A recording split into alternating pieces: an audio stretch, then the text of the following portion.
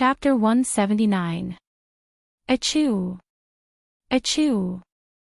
Achoo! Chu Xiaoyang inexplicably sneezed a few times, waking up Chen Baiyun who was sleeping beside him. Did your highness catch a cold? You're already so old, yet you're still kicking off the blanket. Chen Baiyun gave a gentle smile and pulled the blanket over him. Chu Xiaoyang's eyes looked at the ceiling of the tent and reached out to hug Chen Baiyun. He stroked her hair and absent-mindedly said, "Did this king wake you up? You should sleep for a bit longer. Your highness, if you have something unhappy, you can talk to Yun. Yun wants to help you solve your problems." Chen Baiyun thoughtfully leaned into his embrace. Hey, hey. Chu Xiaoyang gave a deep laugh, but it was filled with anger. Chen Baiyun immediately understood. Did elder sister make your highness unhappy again?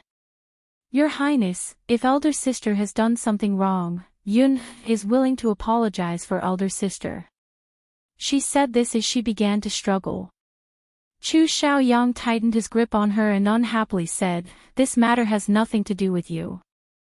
It was that cheap woman Qin Ning's mistake, so why do you have to take it for her? Your highness, elder sister, she..." Chen Baiyun wanted to say something, but Chu Xiaoyang's cold eyes swept over her. His eyes were filled with a cold intent. This king has already said, "You're not allowed to mention a single word about her." His voice was filled with threats and anger. "Yes, your highness." Chen Baiyun lowered her head and revealed a proud smile. "Go to sleep." Chu Xiaoyang closed his eyes, but he couldn't fall asleep no matter how he tossed and turned. His heart felt heavy, like there was a large stone pressing down on it. "Your highness." Chen Baiyun couldn't sleep either. She thought of the news that Lan Xiang had brought back today and felt her chest fill up. Thinking of how his highness was going to teach Qin Ning how to ride a horse tomorrow, she went crazy with jealousy. She hated Qin Ning and hated the eldest princess even more. She could not understand why the eldest princess liked Qin Ning and why she treated Qin Ning so well. She even ordered his highness to teach Qin Ning how to ride a horse and even arranged a hunt, but she was not allowed to follow. She had seen Qin Ning's face before. If it wasn't for Qin Ning being stupid and covering her face with red and green rouge, she would not have been able to enter his highness' eyes so easily. If his highness saw Qin Ning's face, would he still love her like this? The more she thought about it, the more uneasy she became. She bit her handkerchief and sobbed softly. "Yun, why are you crying for no reason?" Chu Xiaoyang heard her suppressed crying and turned her face. He saw that she was like a weeping beauty, looking very pitiful. He reached out his fingers to gently wipe away her tears, but the more he wiped, the more tears there were. He yuns tian. And Chu yuns chu yangs. Yuns chu, King Yun, chu yangs, chu. Chu yuns ning, ling, yun, King chu. Yun, chu.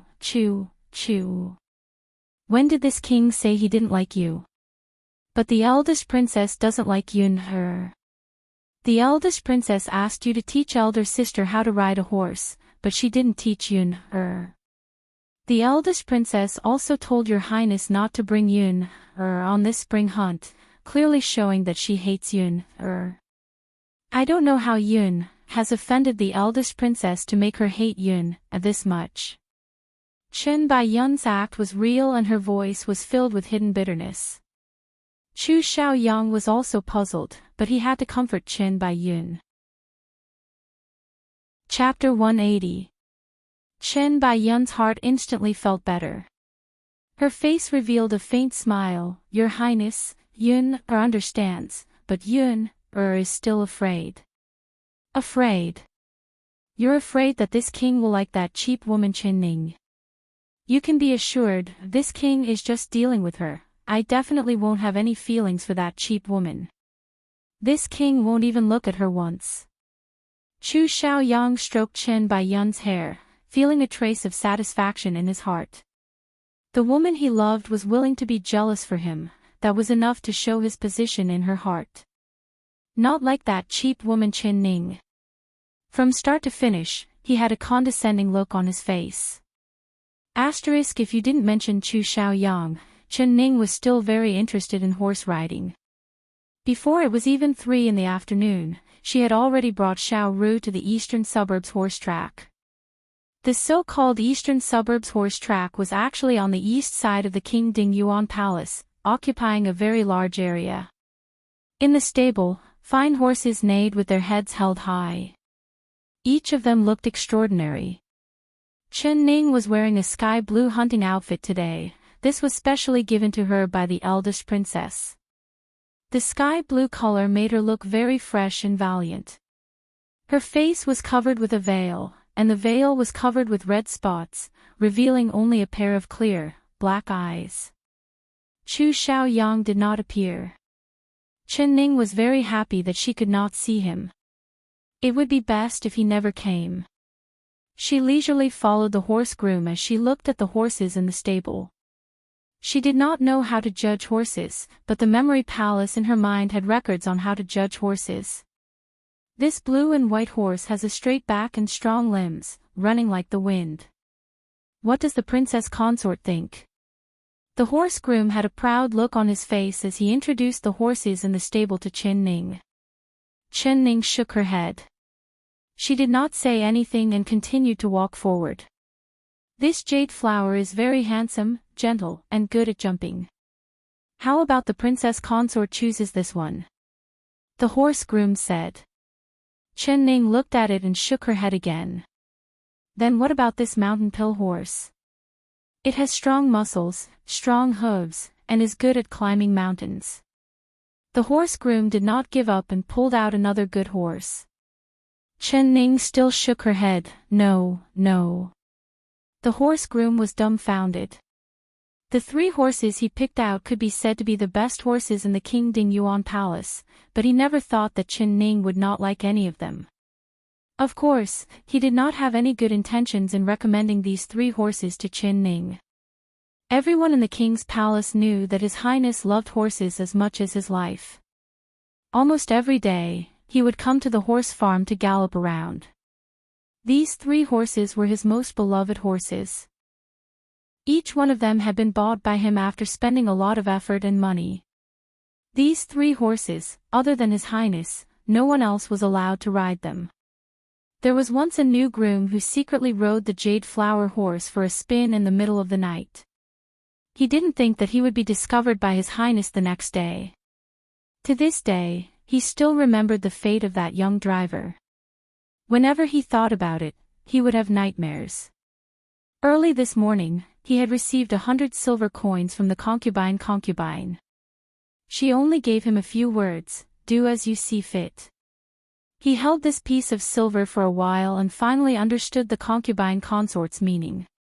His Highness had already sent the princess consort Chen to the wooden hut, but the princess had unexpectedly obtained the favor of the eldest princess. Her position in the king's palace had skyrocketed and now there was no one in the palace that dared to offend the princess. Originally, His Highness had already sent his princess, Chen Shi, into the wooden hut, but the princess had unexpectedly received the eldest princess' favor. Her position in the palace had skyrocketed and there was no one in the palace that dared to offend the princess. Offending the princess was the same as offending the eldest princess. How could they have the courage? Chapter 181.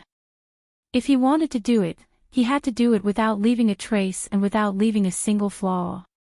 He first introduced the advantages of these 3 horses to the princess.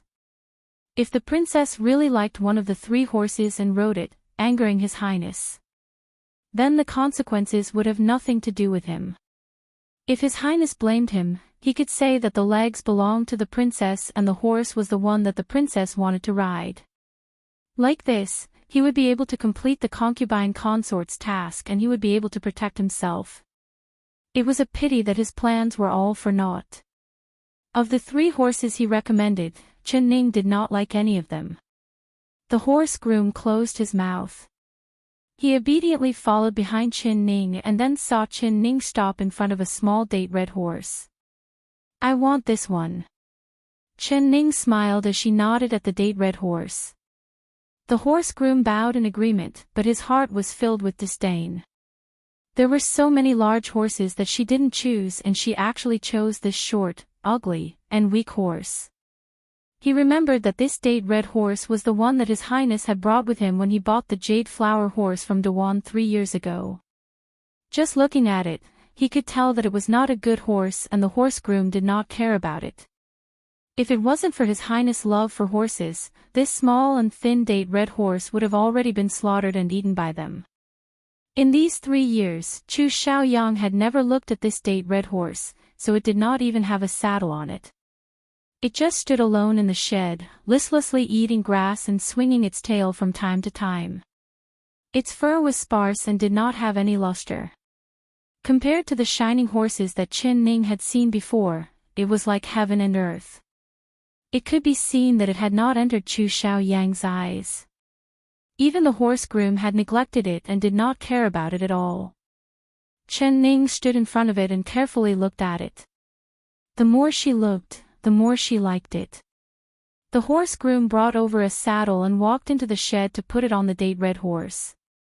Who would have thought that the date red horse would suddenly raise its hoof and heavily kick him? Beast, damn beast. The horse groom fell to the ground and loudly cursed. He quickly got up and pulled out a whip to swing at the date red horse. With a shwa sound, the whip he lashed out did not hit the date red horse, but instead hit his own face. He was stunned. When he looked over, he found that his hand holding the whip was being held by Qin Ning.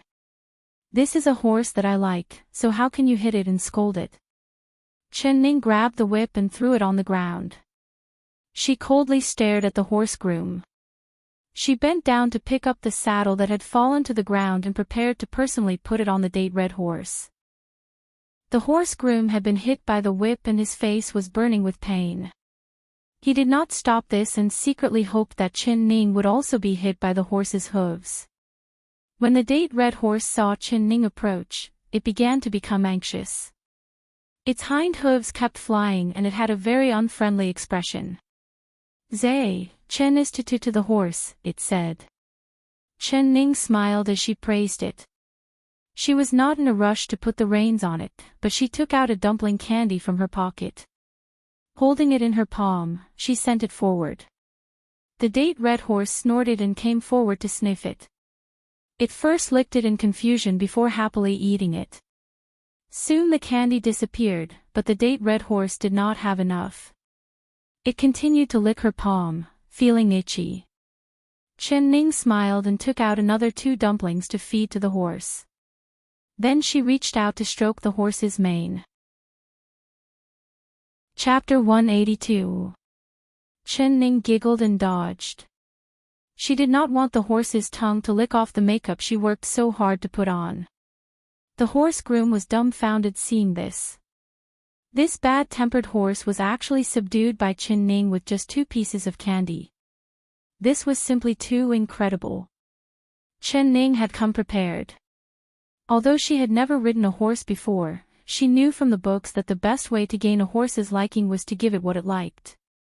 A horse's sense of smell was very sensitive to sweet and salty tastes, so she had prepared a bag of dumplings and the date red horse immediately accepted her. Like the legendary 1,000-mile horse, it was the most loyal to its first master.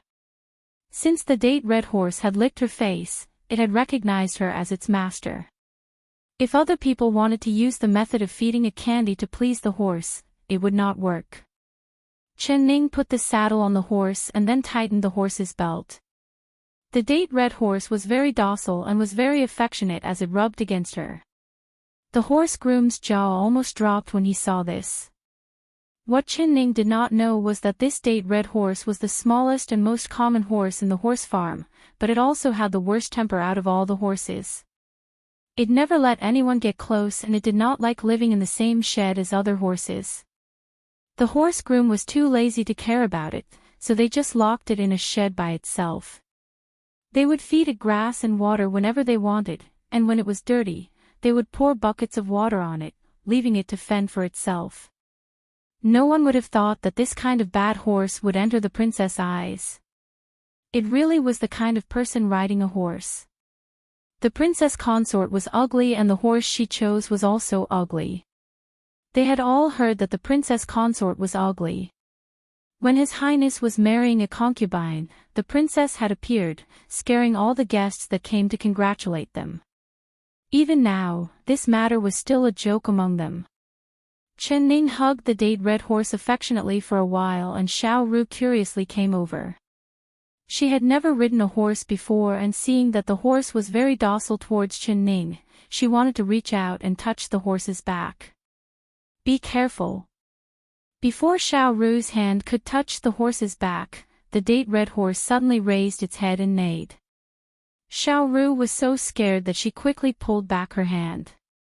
Don't touch it yet, it's still unfamiliar with you. Wait for me to get familiar with it for a few days and then you can get closer to it. Chen Ning smiled as she pulled Xiao Ru behind her. Xiao Ru stuck out her tongue at the date red horse and made a face. What are you acting so proud for?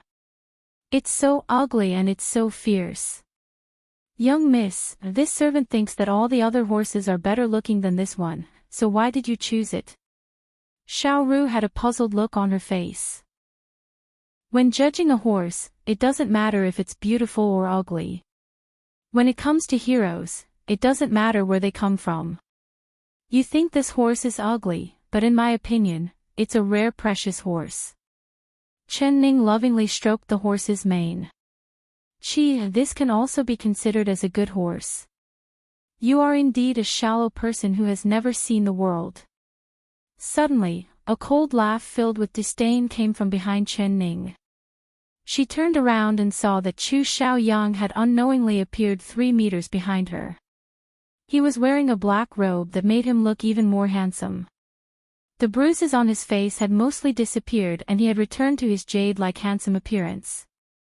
He had a face of ridicule as he looked over the date red horse. Then he coldly looked at Chen Ning and spat out 2 words. Chapter 183. Chen Ning had to say that Chu Xiaoyang's face really deserved a slap. But she was not angry. Rather she smiled and said, "This horse is very good. How about you give it to me?" Give it to you? For what reason? Chu Xiaoyang countered with a question. This bad horse was like a mouse that had fallen into a pot of soup. He did not care about it at all, but since Chen Ning wanted it, he would not give it to her. If you don't want to give it to me, then I won't give it to you. You're so stingy. Then can this princess ride it? Chen Ning gave an uncaring shrug. You know how to ride a horse. Chu Xiaoyang looked at her. I don't, but can't I learn if I don't know? Chen Ning revealed a bright smile. In this horse field with the blue sky and white clouds, she felt that everything was very beautiful. Of course, other than the man in front of her. Very good. Horse groom, teach her how to mount the horse. Chu Xiaoyang gave a cold smile. He crossed his arms and stood in place, looking like he was watching a joke. Chen Ning did not want him to teach her, so she didn't even need a horse groom. She closed her eyes and silently went through the basics of horse riding in her mind. Then she opened her eyes and revealed a sweet smile to the date red horse. Horse, horse, you have to be obedient. If you throw me off, I won't give you any candy. She patted the horse's head. It was unknown if the horse understood her, but it gave a loud snort. Chee! Chu Xiaoyang gave a cold laugh. Do you think it's a human that can understand your words? Chen Ning was too lazy to care about him. She grabbed the saddle and her left foot stepped into the stirrup. She flew over and gracefully climbed onto the horse's back. Her movements were light and fast. Although the way she mounted the horse looked very beautiful, Chu Xiaoyang could tell with a single glance that she really did not know how to ride a horse. Humph, let's see if she doesn't fall on her butt. Who would have thought that he would be disappointed? Chen Ning's hands grabbed the horse reins and then she let go. With a gentle shake, the date red horse began to slowly move forward. 1 lap, 2 laps. The date red horse gradually sped up. It went from a slow walk to a canter and from a canter to a fast run. The sound of the horse's hooves rang through the green grass. Her sky blue hunting clothes fluttered in the wind, looking very heroic as she rode the horse. Xiao Ru was stunned. She kept clapping her hands and cheering for Chen Ning. "Young miss, you're really beautiful," she sincerely praised. "Beautiful my ass." Chu Xiaoyang fiercely cursed in his heart. Even though he was shocked by Chen Ning's figure on the horse, just looking at her back was enough to make people's eyes light up, but when she rode the horse over, the wind lifted her veil, revealing her face that was covered in red spots. He felt his eyes hurt and quickly turned his head, not looking at her again. Chen Ning's eyes were filled with tears, but she was not willing to give him a single glance. This ugly woman really had dog shit luck, she was actually not to look. Xiao Chen. He did not say a word as he walked to the jade flower horse's shed and jumped onto its back. The way he mounted the horse was much more graceful than Chen Ning's. The jade flower horse was truly worthy of being the best horse he had picked out. It ran as fast as lightning and in just a short amount of time, it had already caught up to Chen Ning. Chen Ning heard the horse's hooves behind her and turned around. She saw Chu Xiaoyang's cold face as he charged at her with an expressionless face. This cheap man wouldn't be thinking of a way to harm her, right? A trace of vigilance flashed in her heart. She wanted to pull the reins and stop the date red horse. Chapter 184. Chu Xiaoyang, you bastard. Chen Ning only had time to curse out when she heard the date red horse let out a neigh. Its 4 hooves began to fly and in the blink of an eye, it had left Chu Xiaoyang behind. The wind whistled in her ears and she almost fell off the horse several times. It was a good thing that she held onto the saddle and lowered her body, avoiding this misfortune. If she fell off the back of a horse like this, even if she didn't die, she would be seriously injured. Chen Ning did not care about scolding Chu Xiaoyang anymore. She was only thinking about how to maintain her balance and not fall off the horse. The date red horse seemed to be in a frenzy as its 4 hooves flew into the air. Chen Ning did not know whether to laugh or cry on the horse's back. This feeling was just too exciting. She did not know if she should be happy that she had chosen a good horse or complain about how this horse was running so fast. Chu Xiaoyang reined in the jade flower horse and narrowed his eyes as he looked at the date red horse running across the field. He also looked at the light blue figure that seemed like it would fall off at any moment. Who would have thought that this ugly woman would be so lucky to have found such a rare divine chariot? This date red horse that had short legs and a thin body was actually faster than his jade flower horse by a bit. Your Highness, I beg you to save my family's young miss and the princess consort. She is about to fall off the horse. Your Highness, I beg you. I beg you to save her. Xiao Ru ran over and kneeled in front of his horse, crying and begging. Her face was covered in tears and she was gasping for breath from crying.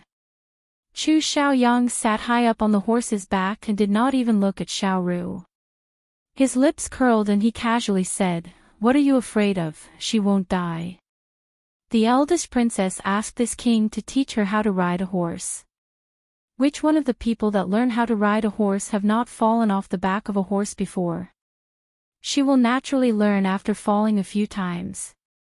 Your Highness, the young miss is your princess consort. Do you really have the heart to see her die in front of you? Xiao Ru's throat choked up as she stared at Chu Xiaoyang with teary eyes. If she really falls to her death, this king will give her a grand funeral. Chu Xiaoyang gave a cold laugh and turned the horse around. He did not look at Chen Ning again and rode the horse back to the stable. He jumped off the horse and moved quickly. He brushed the dust off the corner of his robe and with his hands behind his back, he leisurely left the horse field. His cold and emotionless words floated into Chen Ning's ears one word at a time. You want me to die? In your dreams. Chen Ning gritted her teeth and said, Xiao Ru. She lowered her body and tightly clung to the horse's back. She tightly hugged the horse's neck with both hands and refused to fall off the horse. The date red horse ran faster and faster as it charged into the fence surrounding the horse field. In that instant, Xiao Ru's heart jumped up. Then she closed her eyes and shouted, It's over. The young miss must have fallen to her. Xiao Xiao Xiao of Fertian. She only heard the groom beside her suck in a breath of cold air. When she opened her eyes again, she found that the date red horse and the young miss on its back had disappeared. Young miss. Xiao Ning to out. Xiao Ru grabbed the horse groom's collar. She screamed out as her eyes turned red. The horse groom looked in the direction of the fence with a look of amazement. He raised his right hand in a daze and swallowed a mouthful of saliva before saying, The princess consort's horse has jumped over the fence and charged outside. Outside. Chapter 185. The fence around the horse track was as tall as a person and normal horses would not be able to jump over it. Even the jade flower horse that was well trained and good at jumping would not dare jump over such a high fence. But that date red horse had actually jumped over it. The horse groom stood there rubbing his eyes, not daring to believe what he was seeing. Xiao Ru let go of him and chased after Chen Ning. She was crying as she ran, Young miss. Young miss, you have to be all right. Young miss. Chen Ning naturally did not hear her cries. She had already been brought several hundred meters away by the date red horse. When the date red horse charged at the fence, her heart almost jumped out of her chest. She thought that she would not be able to escape this disaster, but at this moment of life and death, the date red horse suddenly jumped over the fence and landed on the ground. Then the horse did not stop and charged into the street outside the fence. Horse, horse, you almost scared me half to death. Can you obediently stop? Chen Ning had just calmed down from her shock. She patted the horse's ears and said this, wanting to appease this crazy horse. She guessed that ever since this date red horse came to the horse track, it had been looked down upon. It had never let loose like this before, so once it ran, it would naturally be in high spirits. But now, the place it was running to was not the spacious and empty stud field, but the crowded street. She desperately pulled on the reins to slow the horse down, but at this moment, a little boy was setting off firecrackers, which coincidentally landed under the date red horse's hooves. With a bang sound, the date red horse was frightened. Not only did it not slow down, it ran even faster. This is bad, the horse was frightened. Chen Ning knew that horses were most afraid of being frightened. It would not care about where it was going or where it was going. It did not care if there were people or cliffs in front of it, it would just charge straight ahead. Get out of the way. Everyone get out of the way. This horse is frightened. She used all her strength to shout from the back of the horse. The horse's speed became faster and faster. The people on the street began to flee in panic as they cried out in fear. Chen Ning forcefully gritted her teeth and desperately pulled on the reins. The date red horse's speed did not decrease at all as it charged into the crowd in front of her. It's over. Chen Ning knew that once she charged into the crowd, she did not know how many innocent people would suffer, but she could not help herself. The date red horse was no longer under her control. At this critical moment, a black figure suddenly charged out from the side and landed right in front of the date red horse. Seeing that he was about to be sent flying by the wind like horse, the people on the side all let out shocked cries and covered their faces, not daring to look. Chen Ning also sucked in a cold breath. She saw that the man was not in a hurry as he reached out to grab the horse's reins. His right hand slapped the horse's head. The date red horse's front legs buckled and it fell to the ground. Chen Ning was thrown off the back of the horse by the inertia. The black-clothed man flew up and grabbed her. He spun a few times in the air, dispersing the force of the impact. His movements were graceful and beautiful as he brought her to the ground. The person stopped the horse and saved someone.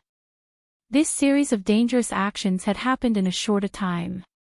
In the blink of an eye, everyone saw that the black-clothed man had successfully stopped the horse. They instantly erupted into thunderous applause.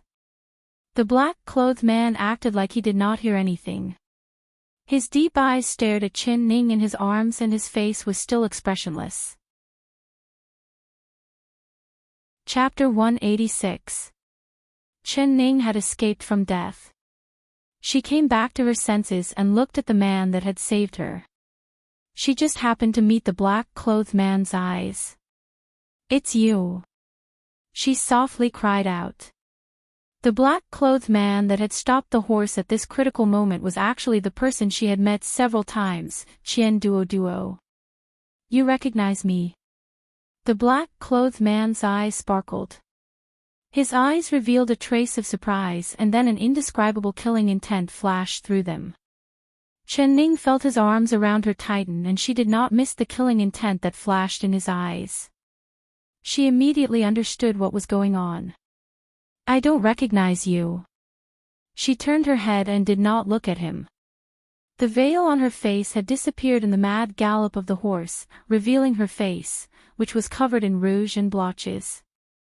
She believed that the black-clothed man would not recognize her. It just so happened that she did not want to have anything to do with him. "So it's you. Miss, we meet again," the black-clothed man suddenly said. His eyes sparkled as he recognized who she was. He could not remember what she looked like, but he firmly remembered her clear and bright eyes. It was this pair of eyes of hers that had been deeply imprinted in his mind ever since he had seen them once. He had never forgotten them ever since. But after saying goodbye in the restaurant, he had never seen her again.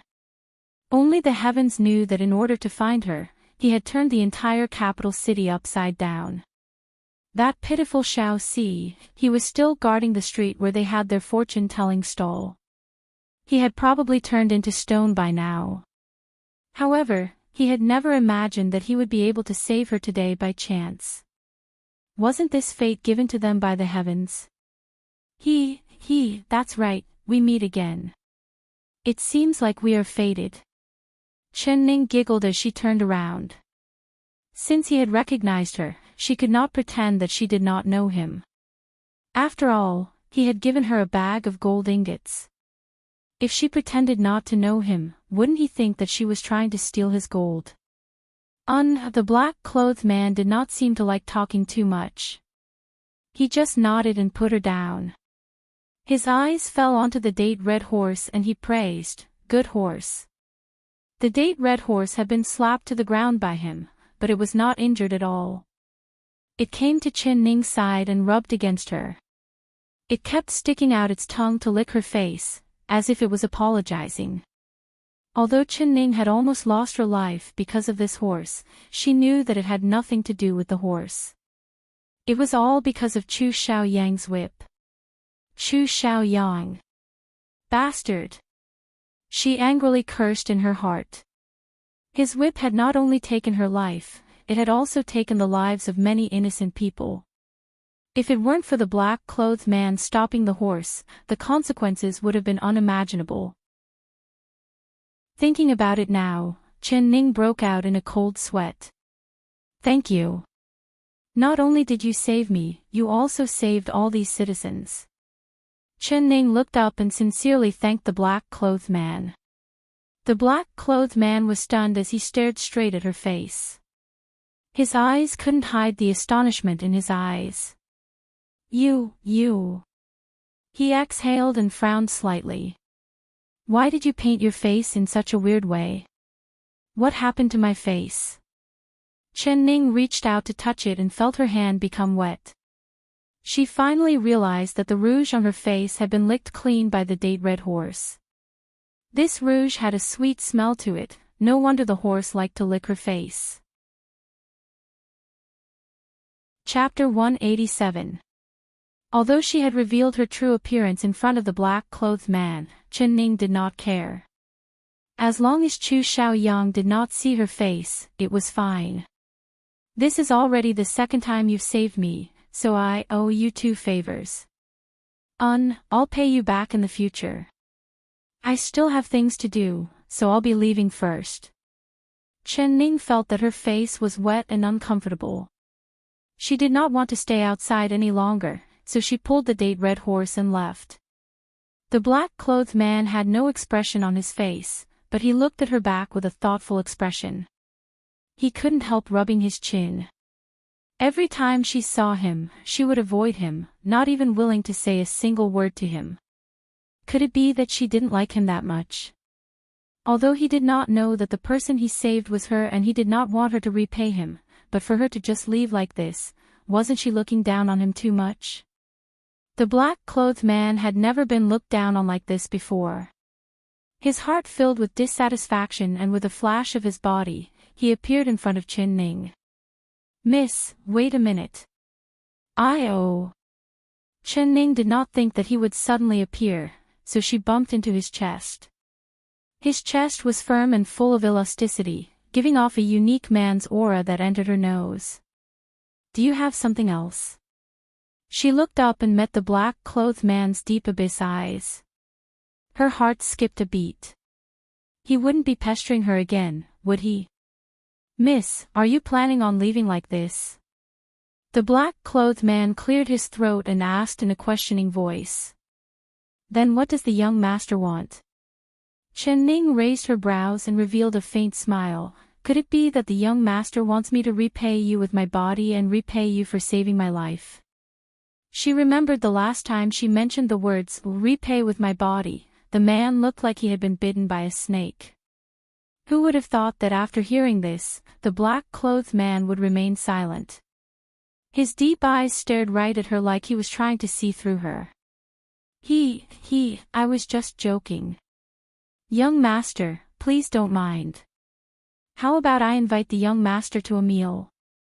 I wonder if the young master is willing to give me face." She quickly changed the topic. If this man just nodded his head and agreed, she would really be shooting herself in the foot. "All right." The black-clothed man seemed to be satisfied. He moved to the side and moved out of the way. Chen Ning let out a sigh of relief. This black-clothed man's heart was like a needle at the bottom of the sea, she could not see through him. Although she could see through other people's hearts through their expressions, she could not see through this black-clothed man at all. There was no expression on his face. Other than his eyes that could move, his face was completely stiff. Last time young master left in a hurry and didn't have time to taste the 4 dishes. "How about we go to Tai He floor again?" Chen Ning suggested. "All right." The black-clothed man nodded his head and walked in the direction of the Tai He floor. Chen Ning bit her lips and looked at the man's tall and straight back. She knew that she couldn't escape this, so she could only sigh and follow behind the black-clothed man. A breeze came and Ning and felt. She was feel a chin. She Ning as she could. As possible. She still had a lingering fear when she thought of the dangerous situation just now. She stared at the black-clothed man's back. This Qianduoduo's skills were really amazing. Not only was his qigong good, his internal energy was also unfathomable. Chapter 188. The legendary top experts, were they referring to people like this black-clothed man? There really was always someone better. This black-clothed man's martial arts were 10 times stronger than that bastard Chu Xiaoyang, no, 100 times stronger. If he was willing to work for her, she would not have to worry about Chu Xiaoyang causing trouble for her in the future. Once this thought entered Chen Ning's mind, it could not be erased. Unknowingly, an evil smile appeared on her lips. The black-clothed man walked in front, but he suddenly felt a prick on his back. He suddenly turned around and saw the smile on Chen Ning's face. His heart turned cold, like he had seen a weasel greeting a chicken. Why was this girl's smile so strange? I'm funny. He knit his brows and said in a low voice. Of course not funny at all. Chen Ning quickly put away the smile on her face and said with a serious expression. She couldn't let the black-clothed man notice her careful thoughts and become vigilant. Humph. The black-clothed man gave a cold snort and turned to walk forward, but all he could see was the evil smile on Chen Ning's face. This girl wouldn't be thinking of some kind of scheme against him, right? He secretly became alert in his heart. The two of them arrived in front of the Tai-He floor. Seeing the long line of people in front of the door, Chen Ning regretted her previous suggestion. Why did she choose Tai-He floor out of all the other restaurants? Now that her makeup had been licked by the date red horse, the shopkeeper who judged people by their appearance did not recognize her. Naturally, she would not enjoy the same preferential treatment as last time. But if they continued to line up like this, perhaps they wouldn't be able to eat even if they waited until tomorrow morning. How about, we go to another place to eat? She suggested in a slightly embarrassed manner. The black-clothed man softly looked at her and walked into the Tai-He floor. Third floor, private room. As soon as he entered, he threw a silver bill to the shopkeeper. Chen Ning did not even see the amount on it, but she saw the shopkeeper's face turn into a flower. Yes. Esteemed guest, please come in. This Richie rich, he really was rich. Taking out silver bills was as natural as a normal person taking out paper. Chen Ning let out a sigh. The so-called money could make the devil push the millstone. She had actually forgotten this unbreakable truth from ancient times.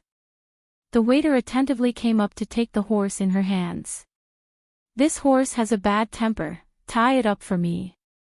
Don't let other horses bully it. Chen Ning said in a worried voice. Yes. Esteemed guest, please be assured.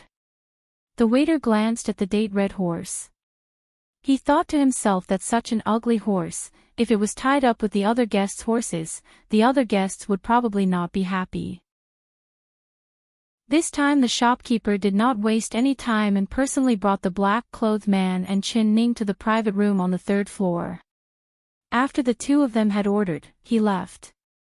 There was only Chen Ning and the black-clothed man left in the room. Chen Ning found that the black-clothed man did not like to talk and that clever Xiao Si was not here. In an instant, a silent atmosphere filled the air between the two of them. Young master, please wait here. I want to wash my face and I'll be right back. Chen Ning was too bored. After a while, she finally opened her mouth. Chen Ning, who came from the modern era, was used to washing her hands before eating. Especially when she thought about how her face was covered in the horse's saliva, she did not have any appetite to eat.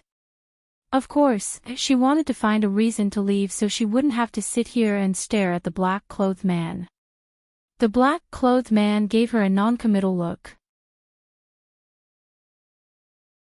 Chapter 189. What a joke. Who says this girl doesn't have money? Even if I don't have as much money as you, I still have enough money to treat you to a meal. Chen Ning took out an embroidered purse from her chest and threw it onto the table in a very extravagant manner. This purse contained all of her wealth. She could be considered a master with 4,000 silvers, so she could not let the black-clothed man look down on her.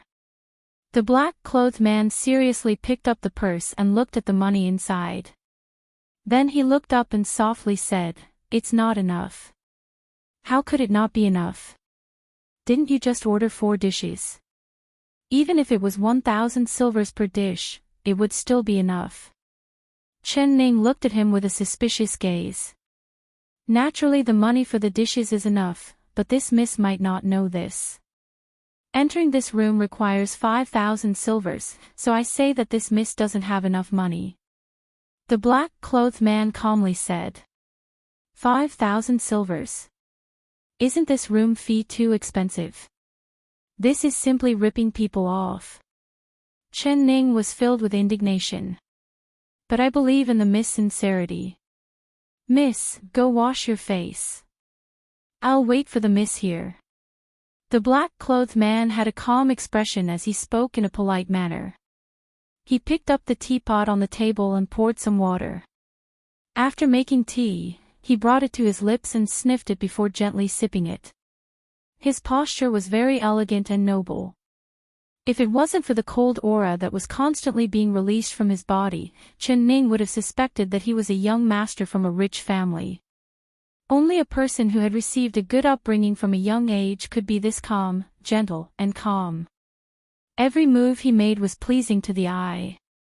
If Miss doesn't want to wash your face, how about you sit down and have some tea? This one believes that my face is not as good looking as Miss. If Miss keeps staring at me like this, I'm afraid that my face will be melted by Miss. The black-clothed man drank the rest of the tea in one gulp. He looked at her from the corner of his eyes and teased her with this sentence. Chen Ning found that she had unknowingly fallen into a daze. Her face turned slightly hot as she pushed open the door. She found a waiter and brought a basin of water. She walked over to the patio to wash her face, but when she looked down, she was instantly shocked. The clear water reflected her face. After the date red horse had licked her face a few times, it had become strange. Even she almost spat out when she saw this kind of face. She thought of the black-clothed man's calm expression when he looked at her and she was filled with admiration. It was really hard for him to remain unmoved in the face of such an ugly face. She quickly washed her face and returned to the private room feeling refreshed. Hearing the sound of her entering the door, the man in black did not look up. He poured a cup of fragrant tea and said, "Try this tea, it's just right." A fragrant tea smell filled her nose. Chen Ning never knew how to taste tea, but she couldn't help praising it, such fragrant tea. She picked up the cup and drained it in one gulp, as if she was drinking wine. A smile flashed in the black-clothed man's eyes. He looked at Chen Ning's drinking posture and knew that she didn't know how to taste tea at all. In this era, scholars and refined guests all regarded tea as a kind of elegant behavior. Making tea was particular about heat control and hand gestures. When drinking tea, one should also savor it slowly.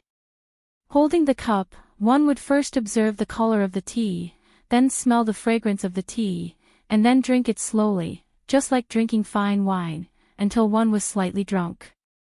Only the common people would be like Chen Ning, drinking it all in one gulp without even looking at it. Chapter 190. This was the fourth time he had seen her. The first time was on a noisy street. She had mocked him and he had turned around to look at her, but he did not have a special impression of her. The second time he saw her, she was divining words for someone. Her confident manner had attracted his attention. He found that her face was very normal and her skin was yellow. Only that pair of limpid eyes were deeply imprinted in his mind.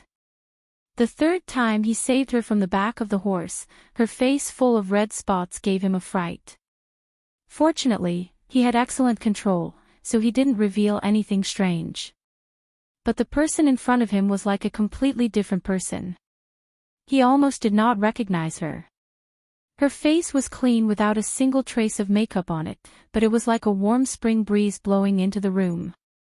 That soft skin was as clear as jade and there were still droplets of water on her face. Her eyebrows were like crescent moons and her eyes were like paint. There was a faint blush on her cheeks that was as delicate as a hibiscus that had just come out of the water. The petals still had drops of dew on them. This made his eyes, who had seen a lot of makeup in women, light up.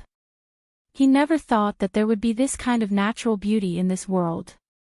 "Young master, if you keep staring at me like this, I'm afraid my face will be melted by the young master." Chen Ning saw him staring at her and revealed a faint smile. Then she used the words he had just said to tease her. "Cool, cool, cool." The black-clothed man had a sip of tea in his mouth, and when he heard this, he choked on it and couldn't help coughing. He lowered his head and felt his face heat up. He never thought that there would be a day when he would be teased by someone. This girl really was bold. But he could not be angry. His slender fingers gently stroked the smooth teacup as he pondered how to tell her the reason for his visit without being rejected by her. Chen Ning was also curiously looking at him. She found that his eyebrows were very thick and his eyelashes were very long. When he looked down and no longer looked at her with an aggressive gaze, the pressure on her instantly decreased by quite a bit. She noticed that his fingers were touching the teacup. The cup was already empty, but he did not notice it. This meant that he was thinking about a problem, and this problem had to be related to her. He did not look up at her, meaning that he had not thought of how to ask her. Chen Ning revealed a faint smile. She knew that her judgment was not wrong. She leaned back in her chair and poured herself a cup of tea. Her expression was relaxed as she quietly waited for him to speak. "Two esteemed guests, the dishes are here." Before the man in black could say anything, the waiter opened the door and served the dishes they had ordered. When the first dish was brought over, it immediately attracted the black-clothed man's attention. Before the dishes even entered the door, a special aroma wafted into his nostrils. The snow-white porcelain plate was covered with emerald-green branches that overlapped and formed what looked like a bird's nest. A young pigeon that was roasted to a brilliant golden yellow lay cross-legged in its nest with its neck stretched towards the sky. Its appearance was unique, and at first glance, it really did look like a phoenix. The man in black laughed involuntarily. "Is this the phoenix's return to the nest?" The waiter smiled as he nodded. His face was filled with pride. As long as this dish was placed in front of the guests, there was no one who wouldn't praise it. In this period of time, the praises he had heard almost filled his ears. Chapter 191. The waiter was very unconvinced and couldn't help but say, "Esteemed guest, you may not know this, but this dish is the treasure of our restaurant. No one in the entire capital can eat it. Esteemed guest, as long as you try it, you will never forget its wonderful taste. It only has the shape but not the spirit, so it can't be considered number one in the world. You can leave." The black-clothed man did not even look at the waiter. The waiter couldn't help secretly clicking his tongue. He thought that this guest really had a big tone. He did not dare to argue back and offend the esteemed guest, so he left with a stomach full of disapproval. Chen Ning's eyes looked over the black-clothed man's face. From this man's reaction, he really did not put this dish that everyone praised in his eyes. However, if it was a recipe that she had written, how could it be a normal dish? She did not say a word and picked up the small silver knife on the side of the plate. She gently cut off a small piece of golden pigeon skin and covered it with a layer of fruit jam. Then she picked up a thin piece of cake and rolled it into a small spring roll. She placed it on the plate in front of the black-clothed man. Her fingers were nimble and graceful, just like a beautiful orchid blooming in her palm. The black-clothed man couldn't help being entranced and only reacted when she placed the rolled-up piece of cake in front of him. He stared at the small cake in the plate for a long time. It was like it was not food, but rather a caterpillar. "If you don't like it, I'll eat it myself." Chen Ning was a little annoyed. This black-clothed man did not seem like the type of person that would waste time, so why did it take so much effort to eat? She reached out her hand to take it. "I'll eat it." The black-clothed man elegantly picked up the roll and placed it in his mouth without any hesitation. He didn't have much interest in the plain-looking burrito, but because she was the one who made it, he didn't want to reject her good intentions. However, after chewing a few times, a strange look appeared in his eyes. There was no need to say the word crispy, but the strange thing was that every time he bit, there would be a different taste. There was crispness in the crispness, sweetness in the crispness, and sweetness in the sweetness. It was clear but not greasy. This was a taste that he had never tasted before. After tasting it once, he could not forget it. For a moment, he was a little reluctant to swallow the delicious food in his mouth. His tongue could be said to have tasted all the delicacies in the world. There was almost nothing that he could eat a second time. But after he finished eating the small cake, he felt like he was still not satisfied. His eyes swept over Chen Ning. Chen Ning naturally understood the meaning behind his gaze. It meant, he still wanted more. He wanted it. But she was not willing to serve him. This man was really arrogant. He even wanted someone to bring food to him. She wasn't even his servant. If you want to eat, then do it yourself. Chen Ning skillfully rolled up a crispy pancake for herself.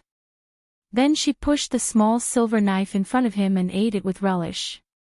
The black-clothed man's lips twitched as he stared right at Chen Ning. Very good, this girl was really bold, she even dared to refuse his request. Chen Ning did not even look at him as she finished eating the biscuit. Seeing that he was not moving, she took the silver knife and rolled up another piece.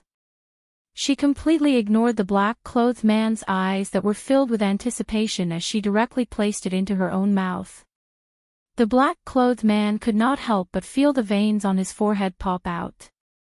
Delicious, this phoenix nest is really delicious. Why aren't you eating it? Do you not like it? Alright, then I'll have to eat it myself. Chapter 192. Gone. The black-clothed man stared at the bare pigeon and couldn't help secretly swallowing a mouthful of saliva. That phoenix's nest just now had completely aroused the hunger in his stomach and he actually began to feel hungry. Goo, loo, loo, a strange sound suddenly rang out. Chen Ning and the black-clothed man were both stunned.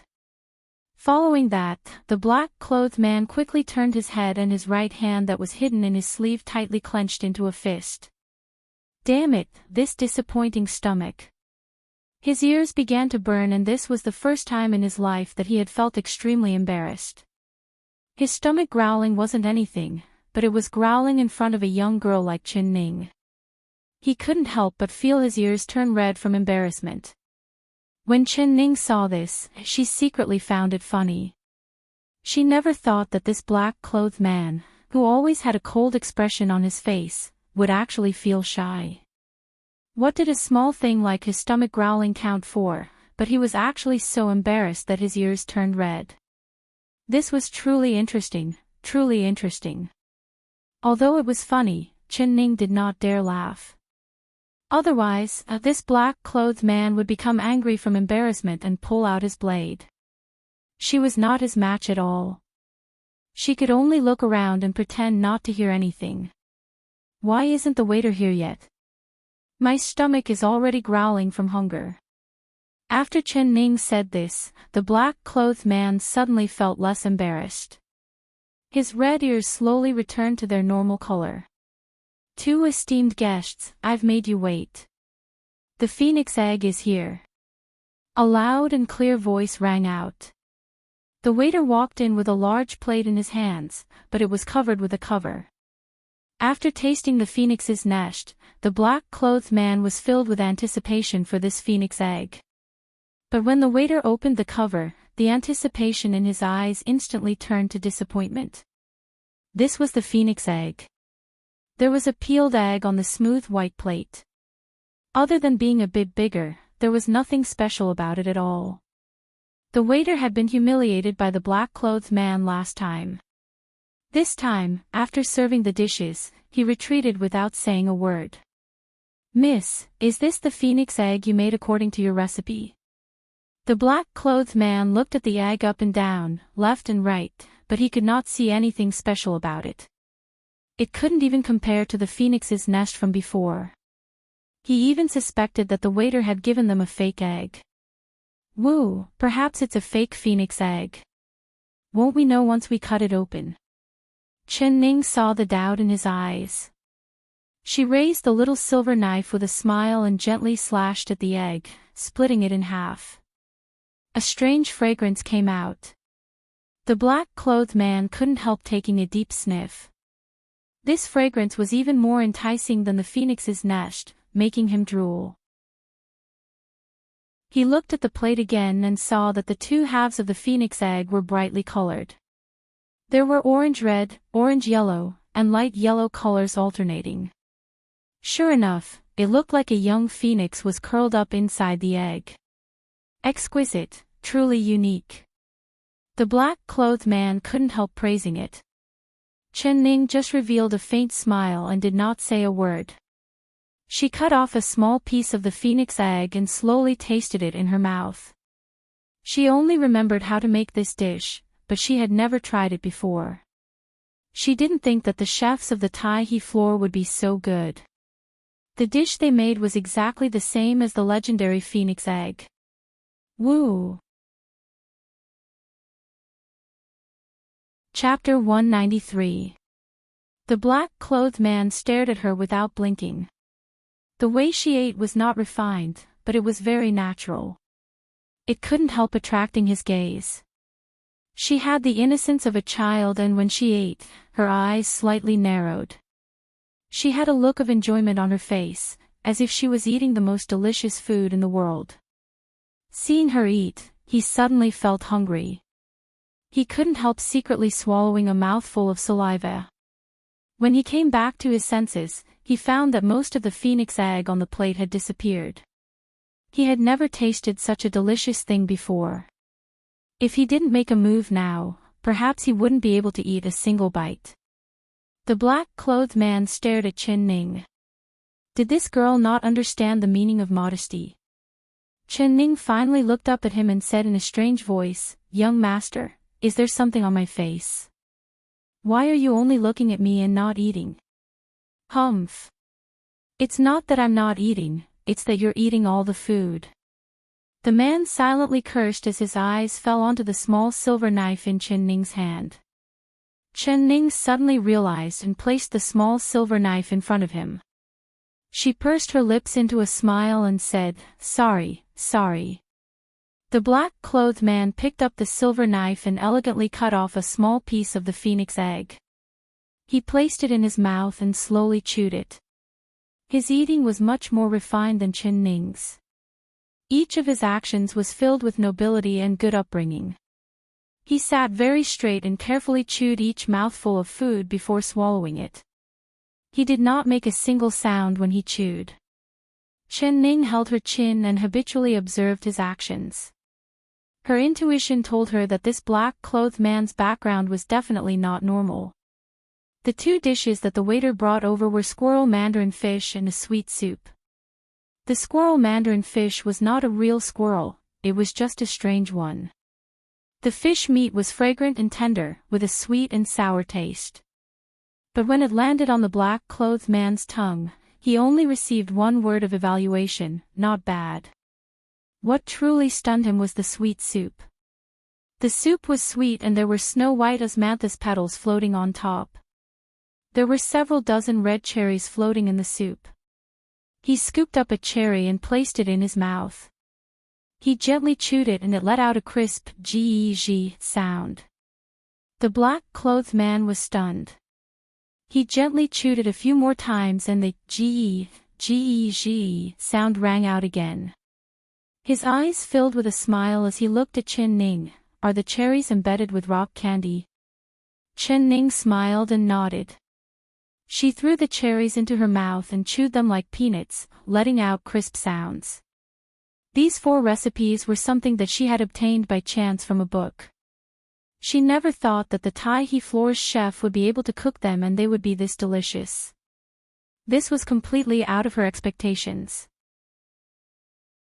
It really is a nice-looking, tasty soup. Chen Ning's eyes were filled with admiration as she looked at Chen Ning's eyes. The man put down the soup and gave a gentle sigh. His eyes filled with praise as he looked at Chen Ning. These 4 dishes were not only a feast for his eyes, but also a feast for his mouth. After eating and drinking, what matter does young Master Money have with me? Can you just say it now? Chen Ning was too lazy to beat around the bush with the other side. so she directly asked this question. Young Master Money, I've already eaten and drunk my fill. My surname is not Chen. The corner of the man in black's mouth twitched. Did this girl really think she was a fool with a lot of money? Oh, then may I ask for young Master Money's name? Chen Ning did not mind it and casually asked. Chapter 194. After Chen Ning asked this, she realized that it didn't make sense. She couldn't help giving an apologetic smile to the black-clothed man. M.O., the black-clothed man treated his words like gold. So it's young Master M.O., Chen Ning looked at the man's black clothes and secretly thought that it was no wonder he liked wearing black. It was because his surname was Mo, the forest of ink, the source of ink. Young Master Mo's surname is very good and you are like your surname. With a single glance, you can tell that you have the aura of a scholar. Chen Ning habitually commented. She remembered that she still needed his help, so she gave him a few words of praise. The black-clothed man couldn't help laughing. My name is a single character Chuan. He deliberately said. Woo, the surname is good and the name is even better. The river flows endlessly, rushing into the sea. This Chuan has the power to flow endlessly. Adding this young master's surname together, it means that you are as knowledgeable as the sea. Young Master Mo must be a well-read scholar. Chen Ning spoke without any hesitation. Mo Chuan almost spat out the mouthful of tea he had just drunk. This girl's mouth was truly powerful. When she spoke, she was like a porcupine covered in thorns, hurting wherever she stabbed. But when she praised someone, it really made people feel like they were sitting on a spring breeze. Although he knew that she was just spouting nonsense, it still made his mood very good. His eyes were filled with a smile as he asked, "May I ask for this girl's name?" As soon as he said this, he immediately felt regret. This girl's name, was it something he could casually ask for? As expected, Chen Ning shook her head and said, It's not convenient for me to tell you. Not only was Mo Chuan not angry, he let out a sigh of relief, secretly regretting his rudeness. Young Master Mo, this is the third time we've met today. You've saved me twice and we've even eaten together, so we can't be considered strangers anymore. If you have something to say, then you can honestly say it. You're looking for me because you need my help, right? When Mo Chuan was thinking about what to say, Chen Ning suddenly looked right at him. Her eyes were so clear that he could see the bottom of it, sparkling like stars, as if she could see through his heart. He was stunned for a bit before slowly nodding. This girl really did have a pair of eyes that could see through a person's heart. It seems like he did not find the wrong person. There are no outsiders here, so can young Master Mo speak? Chen Ning looked away, no longer looking him in the eye. His eyes were bottomless, like the unfathomable deep sea. Just a moment ago, when they looked at each other, she felt a huge pressure. There are too many people here. Mo Chuan only said these words and didn't say anything else. His gaze swept across the surroundings indifferently, his meaning self-evident. Chen Ning was instantly enlightened. She had thought that there was no one here, but for an internal energy expert like Mo Chuan, his hearing must be better than a normal person's. If there was an internal energy expert nearby, then their conversation would be leaked. It could see that what Mo wanted to tell her about. T-M-O-M-O-T was Chen. What? Chen T to him. Ning Teet. Mo Chen T's words, test Chen's Mo Teet. You don't seem like the kind of person that would casually ask for help. Since you can find me, that means you believe that I have the ability to help you. The problem is whether or not I'm willing to agree. Now that I've agreed, but in return, I want young Master Mo to help me with something. It had to be said that Chen Ning's words were all on Mo Chuan's mind. Chapter 195. What do you want me to help you with? Mo Chuan asked. He was very smart, not mentioning whether he would agree or not. I've encountered a bit of trouble, so I want to ask young Master Mo to protect me for a while. Chen Ning looked into his eyes, not avoiding them at all. She knew that Mo Chuan would not easily trust people. The more direct and straightforward she was, the easier it would be for her to gain his trust. Trouble? What trouble? Mo Chuan thought of her suddenly appearing in the busy street and her startled horse. His brows slightly knit. Someone wants to harm you. Smart. Chen Ning slapped the table and praised with a smile. Tell me that person's name. No matter who he is, I will make him disappear. Mo Chuan softly said. An imperceptible coldness and murderous intent flashed through his eyes, and his slender fingers unconsciously tightened. Chen Ning's heart skipped a beat. His words were very domineering. Without a strong confidence, he could not say this kind of domineering words. But I don't want him to die yet. She shook her head with a faint smile. Why? He revealed a look of confusion. Someone wanted to kill her and she still had a smile on her face. Who was this person? This is a long story, I'll slowly tell you when I have time. This is my condition. I don't know if young Master Mo is willing to agree. You've saved me before, so I should help you unconditionally. But if I die, I'm afraid I won't be able to help young Master Mo, don't you think so? She looked at him with a smile, as if she was sure that he would agree. Mo Chuan was silent. He finally understood what she meant. She wanted him to stay by her side and protect her. This was simply laughable. He was prepared to reject her without even thinking. Did this girl know who he was? She actually dared to make this kind of bold request. His brows knit together and he was about to explode with anger. AI, young Master Mo, if you have something to say, then say it properly. Don't be angry. If you're not willing, of course I won't force you. Chen Ning said before he could become angry. His killing intent was very heavy. She felt a chill run down her spine and goosebumps appeared on her body. Mo Chuan took a deep breath and suppressed the anger in his heart. He slowly said, I only know how to kill people, I don't know how to protect people. Kill people. Chen Ning's pupils shrank and she blurted out, then you're an assassin. No wonder his body would unconsciously emit a murderous aura and chill. So that's why. The so-called assassin was one of the oldest professions in human history. Chen Ning's mind was filled with many famous poems describing assassins. For example, the wind is howling, the water is cold, the hero will never return. Also, kill a man in 10 steps, invincible for 1,000 miles. The corner of Mo Chuan's eyes twitched. Mo Chuan. He want to say he. He Chuan. The more ambiguous he was, the more she would think that her judgment was correct. Chen Ning suddenly felt a cold air float over her head. The temperature in the room instantly dropped by several degrees, making all the beautiful words about assassins disappear from her mind.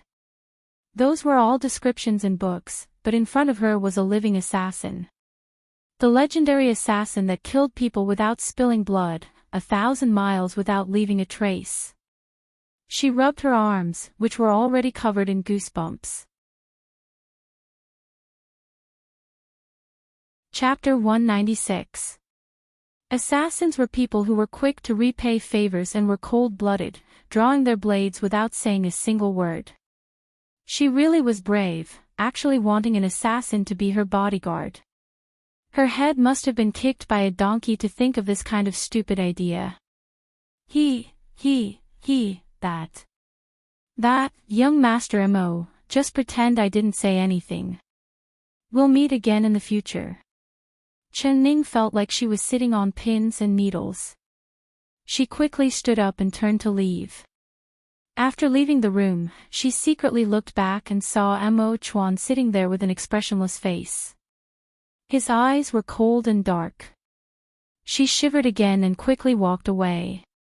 Holding the date red horse, she walked a long distance in one breath before Chen Ning felt her body warm up a bit. So dangerous. She almost brought an assassin home. She stuck out her tongue and suddenly felt a chill run down her back, like a cold wind had just passed by. It wouldn't be that Mo Chuan following me again, right? She muttered in a small voice. Looking back, her face instantly turned dark. Mo Chuan's tall and elegant figure appeared in her line of sight, not even a meter away from her. What a coincidence. Young Master Mo, I never thought that we would meet again this soon. Are you going this way? I'm going that way and we're going in different directions, so we'll say our goodbyes here. Chen Ning smiled as she greeted him and then turned to leave.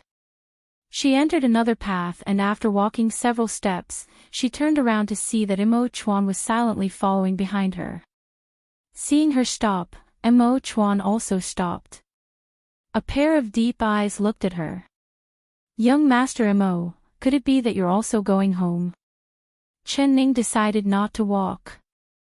Mo Chuan slightly shook his head, but he did not say anything. Then what are you following me for? His eyes revealed a faint smile. Miss wants my help, so I agreed. What? You agreed to be my bodyguard. Chen Ning's eyes popped out, suspecting that she had heard wrong. For an assassin like him, he had the skills and money, and he also had a proud and noble temperament. How could he agree to be her bodyguard? Unless he needed her help, it would be very troublesome and difficult. It's over. She had really provoked a hot potato that she couldn't get rid of this time. That's right. Mo Chuan nodded. Chen Ning was speechless. She really wanted to say, could she regret it? She didn't want him to be a bodyguard at all. Keeping him by her side was like keeping a bomb that could explode at any moment. Who knew if he was unhappy, he would cut off Chu Xiaoyang's head with a single slash or cut off her head. No, this was too dangerous. Young Master Mo, how about? You consider it again. Chen Ning said in a negotiating tone, I've thought about it before. My suggestion is too rash and disrespectful to you. For a person with such skills like you, how could I let you be my bodyguard? How about this, if you need my help, I'll definitely call for you. As for the favor I asked for, let's just forget about it and pretend I never mentioned it, okay? No. Mo Chuan shook his head. Why not? Chen Ning was confused. She had already agreed to help him for free, what else did he want? Mo Chuan took a step forward. His figure was tall and he slightly lowered his head to look at her. His deep dark eyes were filled with a light she couldn't understand. Chapter 197. Chen Ning was speechless once again. She already could not think of a reason to reject him. Seeing his serious appearance, she knew that he was determined to follow her. Young Master Mo, let's talk about this in advance. If you go back with me, you will only be protecting me and not killing people. You can't casually kill people. Chen Ning gritted her teeth and decided to set 3 rules with him. Mo Chuan slightly raised his chin and said with an expressionless face, the price of me killing people is not something you can afford. His voice was filled with arrogance. All right, although his words were not pleasant to hear, Chen Ning understood his meaning. That was agreement. She let out a sigh of relief before she heard Mo Chuan slowly add, sometimes, I will also kill people for free. Chen Ning almost spat out a mouthful of blood. She stared at him. Did he need to take such a long time to speak? Listening to his words, if he was not pleasing to the eye, would he still kill people without a single word? Let's go. Mo Chuan did not look at her anymore. Go where? Home, he said in a very natural manner. All right, go home then go home. Thinking of an assassin with such deep martial arts being willing to be her bodyguard, Chen Ning's heart was filled with a little bit of excitement. With him by her side to protect her, she would not have to worry about that cheap man Chu Xiaoyang wanting to harm her. She had a smile on her face as she led the date red horse in front. She suddenly found that there was another person beside her. Mo Chuan was walking shoulder to shoulder with her, walking at a moderate pace. I don't like walking behind others, Mo Chuan softly said. All right, then you walk in front. Chen Ning gritted her teeth. She did not want to walk shoulder to shoulder with him at all. This kind of intimate and ambiguous position, and he was a complete stranger to her. I don't know the way, Mo Chuan said. Chen Ning really wanted to ask him, was he doing this on purpose? Helplessly, she could only go around to the other side and hold the horse with her other hand. The date red horse was in between the two of them as she continued forward. She was not used to being too close to strangers because there was a safe distance between people and an intimate distance. If this safe distance was crossed, it would make her feel uncomfortable. This is a good horse. Mo Chuan's eyes looked over and fell onto the date red horse. This was the second time he had praised it. Chen Ning was a little proud as she deliberately asked, "Oh, what do you think is good about it? Don't you think it's ugly?" Ugly? No, it's not ugly at all. Mo Chuan carefully looked over the date red horse with a serious expression, look at a horse's bones and not its skin. Its forehead is wide and big, its leg bones are short and thick, and its sternum is deep and long. This is a rare 1,000-li horse. He had always been a man of few words, but when it came to horses, he could not stop talking. It could be seen that he was a man who knew how to judge horses and love them. When Chen Ning heard this, she was pleasantly surprised. She stroked the date red horse's mane. The reason why she chose this purplish red horse was because she saw that the horses in the stable were fat and strong, had glossy fur, and had good food and shelter. Only this purplish red horse was thin and withered, and it didn't need anyone to take care of it. It also ate stale grass, so she couldn't help but feel indignant. She never would have. Bye-bye to a of. Bye, she. Horse, oh horse, can you follow me from now on? She patted the date red horse's head. The date red horse gave a snort, as if it understood her words. Good horses understand human nature. Your horse has already recognized you as its master, so you won't be able to chase it away in the future.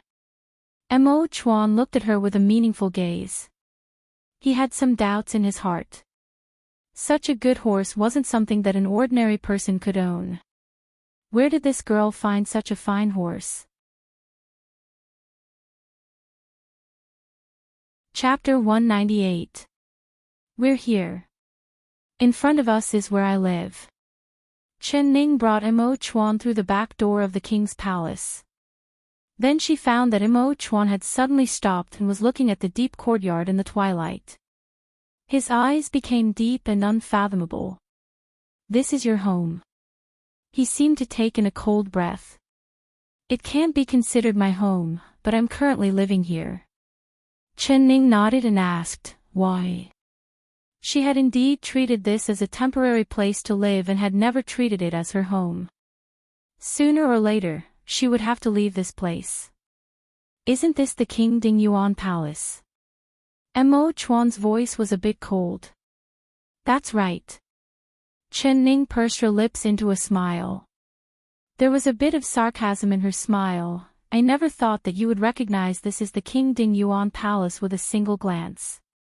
It seems like Chu Xiaoyang is quite famous in the capital city. Chu Xiaoyang. Who is he to you? Mo Chuan's voice became even colder and his deep eyes fell onto her face. He remembered that there was a maid by her side that called her young miss, but she was living in the King Ding Yuan Palace. Damn! When did the King Ding Yuan Palace have a young miss? Why didn't he know? Chu Xiaoyang. He isn't anyone to me and I don't have any relationship with him at all. Chen Ning shrugged her shoulders and spoke in an uncaring manner. In her heart, Chu Xiaoyang was indeed a stranger. She was just a wandering soul from the modern era, she had nothing to do with Chu Xiaoyang. Mo Chuan's eyes were tightly locked onto her. After hearing what she said, he suddenly let out a sigh of relief. He could see that she was telling the truth. Then why are you living here? Another question popped up in his mind. The King Ding Yuan Palace was not a place normal people could casually enter. Alright, since I'm here, I'll tell you the truth. My current identity is the princess of the King Ding Yuan Palace. After Chen Ning said this, she was prepared to see Mo Chuan's shocked expression. She didn't want to hide it from him, but since he didn't ask, she didn't mention it. Mo Chuan was truly shocked, but there was no expression on his face. Chen Ning only heard him suck in a cold breath. You are the country protecting Duke's Chen family's young miss, Chen Ning. Mo Chuan looked at her and said word for word. His eyes were very serious. The twilight gradually faded and Chen Ning found that she couldn't see what his eyes were saying. You even know my name.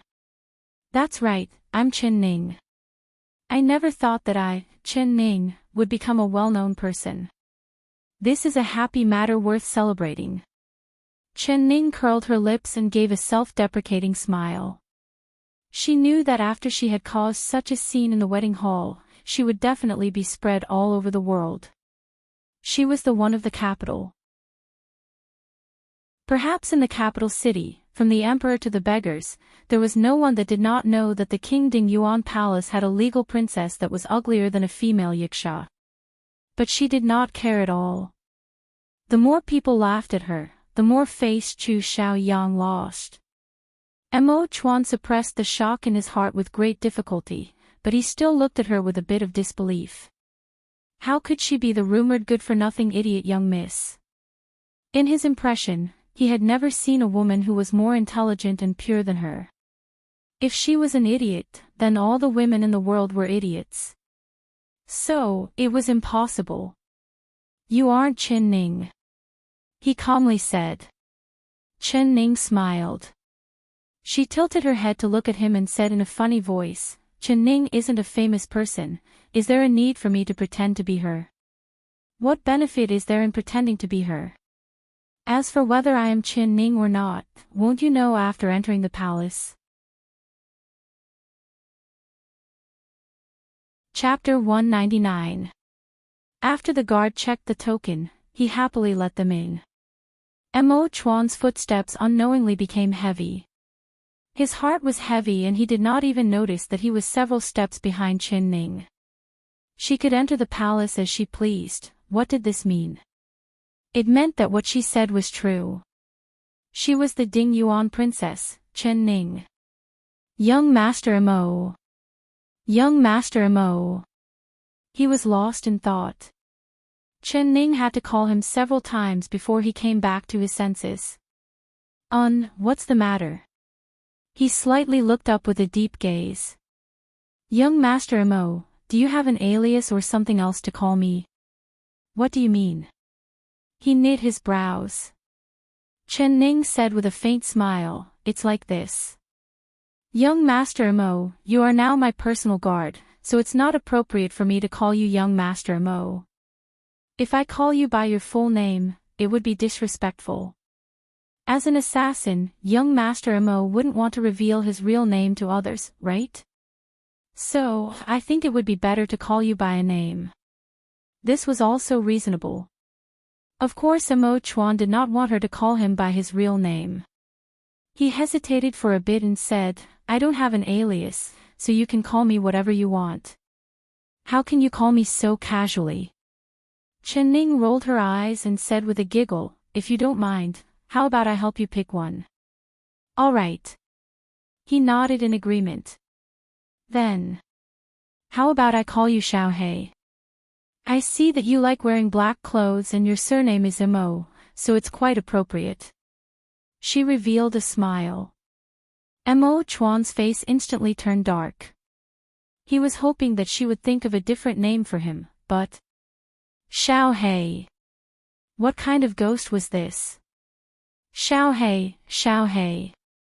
And this name is very easy to say, you don't mind, right? Chen Ning was very satisfied with the name she casually came up with. No, I don't. Mo Chuan's voice was squeezed out from between his teeth, making his teeth ache. Then that's good. I'll call you Xiao Hei from now on. Chen Ning smiled like a proud little fox.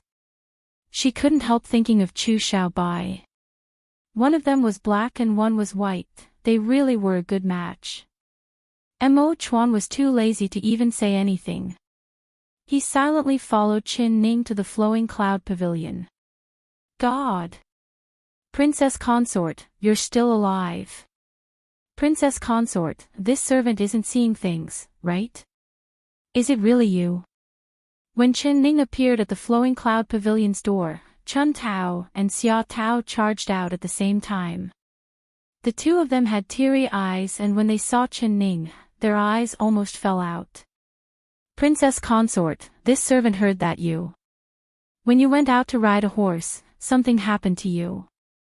We couldn't find you alive or dead, so this servant was scared out of her wits. I never thought that the Princess Consort would come back safe and sound. I really thank the heavens for the blessing of the heavens. Chun Tao wiped her tears and looked at Chen Ning without blinking. Her face was filled with joy. Xia He was also very excited. The two of them kept asking Chen Ning questions. After hearing the news from the horse farm, she and Chun Tao were both scared out of their wits. The two of them cried for an entire afternoon. If something really happened to the Princess Consort, they would not have a tree to shelter them from the wind and rain. They would not have a place in the king's palace in the future.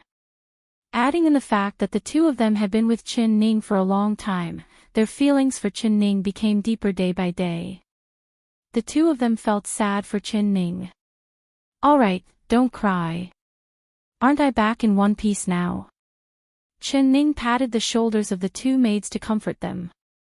She could see that these two maids were truly devoted to her. Where's Xiao Ru? Why don't I see her?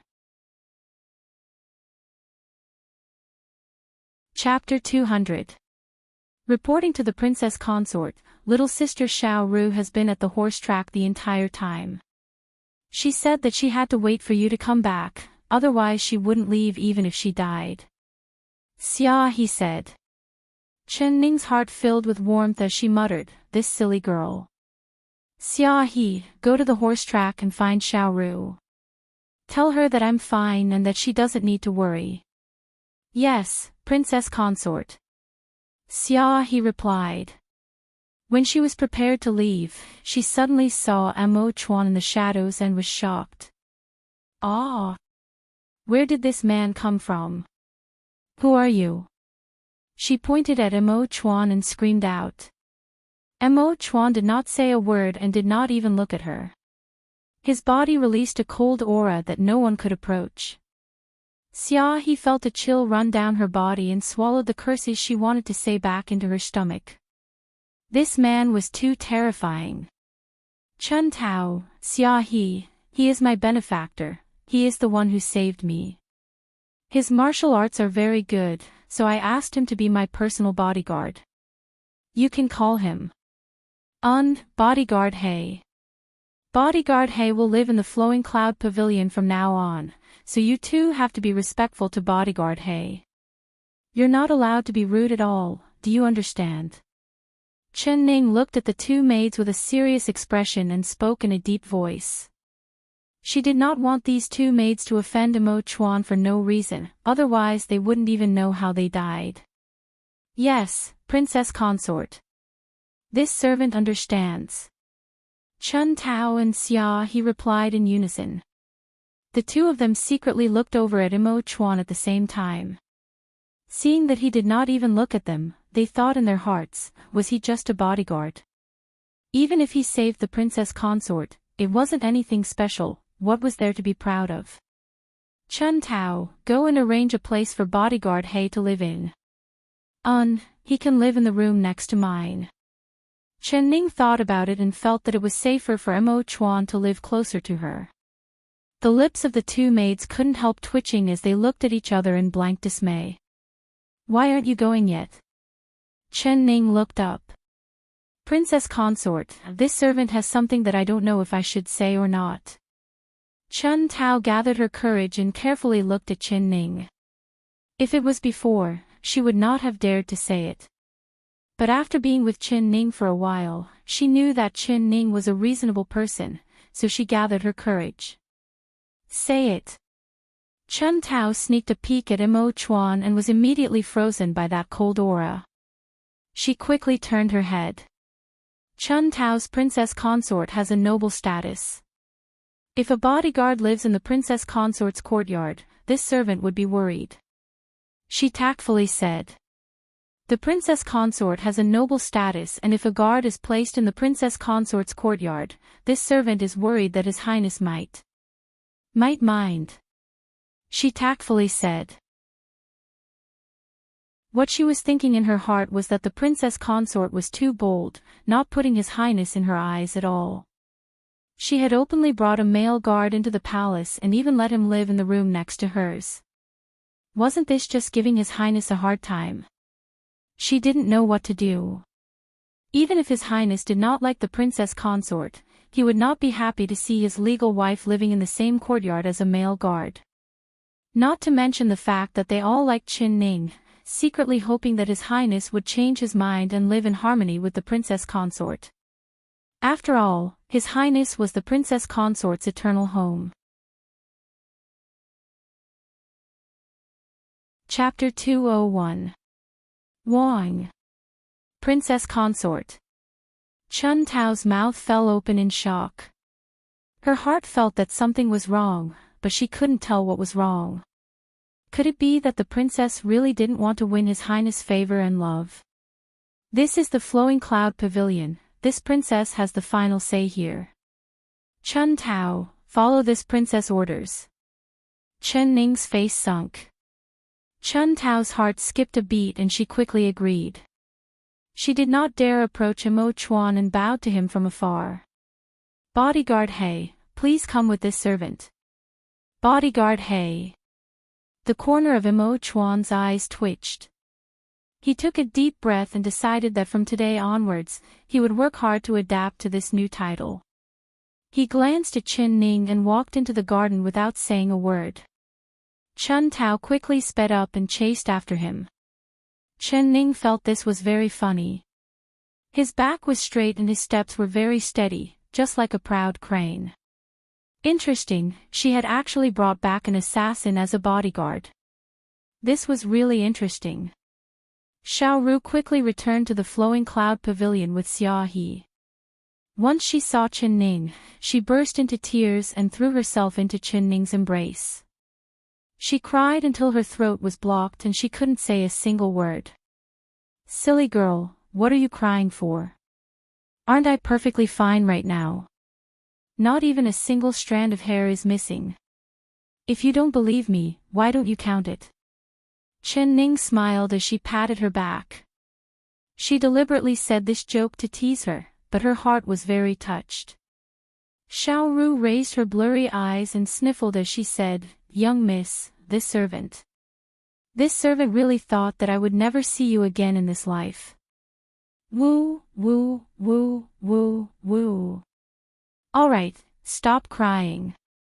If you keep crying, your eyes will turn into rotten peaches and you won't be able to see anyone at that time.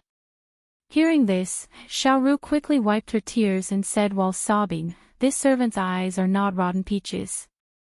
Young miss, you only know how to scare this servant."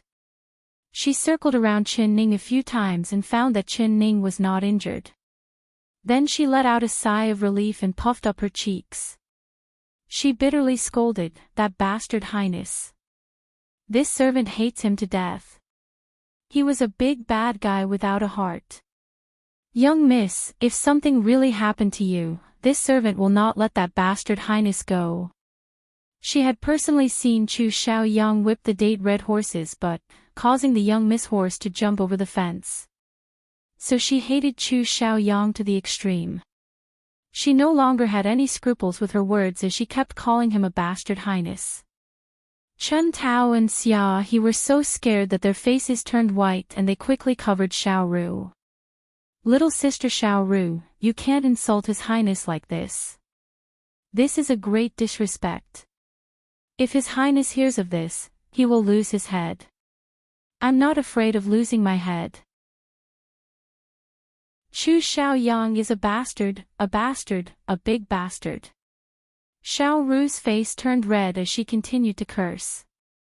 Xiao laugh. Xiao Qin He Xiao Qin Qin, Xiao Qin, Qin, Xiao, Qin, Xiao, Ning, Xiao, Qin, Qin, Xiao, Qin, Xiao Qin Ning Qin Qin, Qin, Xiao. This servant does not believe that there is no law in this world. Even if others do not help young miss, the emperor will uphold justice. He will not let that murderer go. King. Chen Ning found this new and asked, "Can you see the emperor?" Xiao Ru was like a deflated bull. Her little face fell and she said in a dejected voice, "I can't." Chapter 202. Young miss, but this servant will go to the border to find the old master. I believe that the old master knows about the young miss matter and will definitely come back to take revenge for you. Xiao Ru's eyes lit up. Old master. Are you talking about my father? After transmigrating for so long, Chen Ning had forgotten that her body had a birth father, the country-protecting Duke, Great General Qin. Only he had been stationed at the border for many years and had not returned to the capital city for many years. However, his fame and loyalty was well known by everyone. When mentioning Great General Qin, there was not a single person who did not give him a thumbs up. It was because the emperor loved Great General Qin that he gave the decree to Great General Qin's only daughter, Chen Ning, who was her original body, to marry Ding Yuan King Chu Xiaoyang. That's right, young miss. If that bastard highness dares to bully you again, this servant will go to the border to find the old master. Xiao Ru clenched her fist and swore. Chen Ning shook her head and said with a serious expression, "No, running back to an adult to complain after being bullied is something only a child would do. Not to mention that my father has been guarding the border for a long time, so how could I use this kind of small matter to trouble him? Also, this is my own matter, so I will solve it myself. But, what if that bastard highness dares to bully you again and think of a way to harm you? Young miss, you can't beat him." Xiao Ru was so anxious that tears came out. If I can't beat him, then naturally there will be someone else to deal with him. Just open your eyes and watch the show. Chen Ning confidently said. With an expert like Mo Chuan as her bodyguard, she was filled with confidence. She couldn't wait for Chu Xiaoyang to come and provoke her. She did not believe that Mo Chuan could not beat that Chu Xiaoyang. That's right, where is that bastard highness? Where is he? The Peach Blossom Cove. Or the Intoxicated Flower Pavilion. Chen Ning thought of that whip and wanted to give him a few thunderbolt eggs to have a taste of.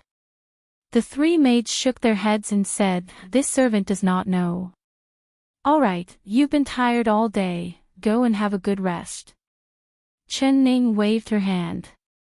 Chen Tao and Xia He bowed and left. Xiao Ru pulled on her sleeve and said, "Young miss, this servant wants to keep watch for you tonight, all right?" She had been worried for most of the day and was not willing to part with Chen Ning. Chen Ning looked at her eyes that were swollen like peaches and pinched her cheeks with a bit of heartache. She said, "Come, I'll bring you to see a person.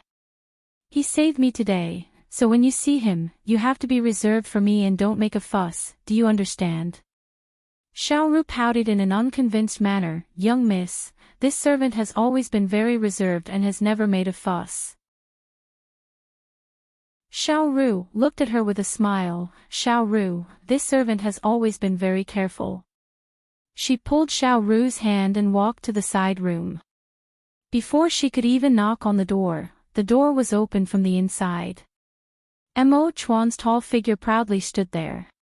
His eyes fell onto Chen Ning's face, but he did not say a word. Chen Xiao Xiao Mo, Master Long Mo, and Xiao Master Long Xiao Master, the master was, Xiao, the, even if Chen Ning did not come to find him, he would have asked Chen Ning sooner or later. Ning, Xiao, Xiao Master Chin, Master Long, Master Chin Master Chin, young miss, he is a rich young master. Xiao Ru first sucked in a breath of cold air, then she cried out in pleasant surprise as her eyes sparkled. Ku.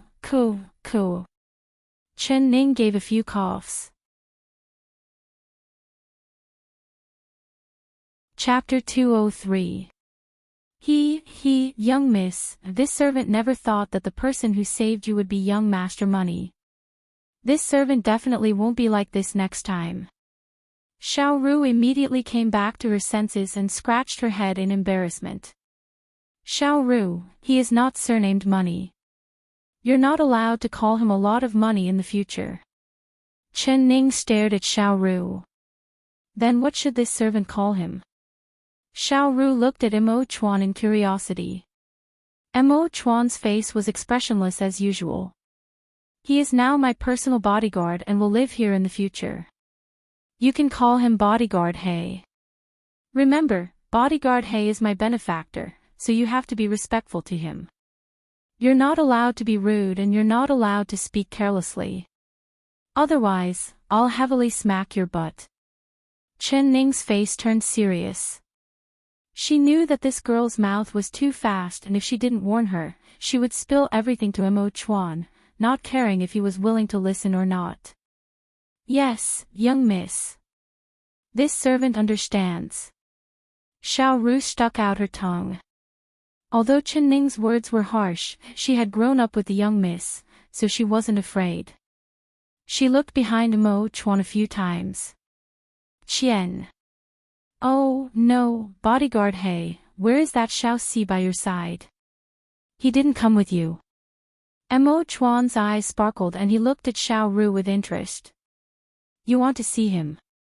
That's right, I want to see him. I've been thinking about him these past few days. Xiao Ru directly said.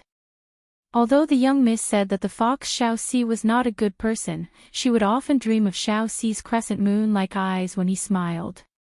Sometimes she wouldn't be able to stop herself from smiling.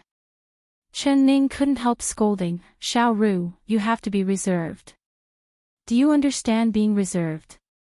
She slapped the back of Xiao Ru's head in disappointment. This girl was simply throwing away all her face.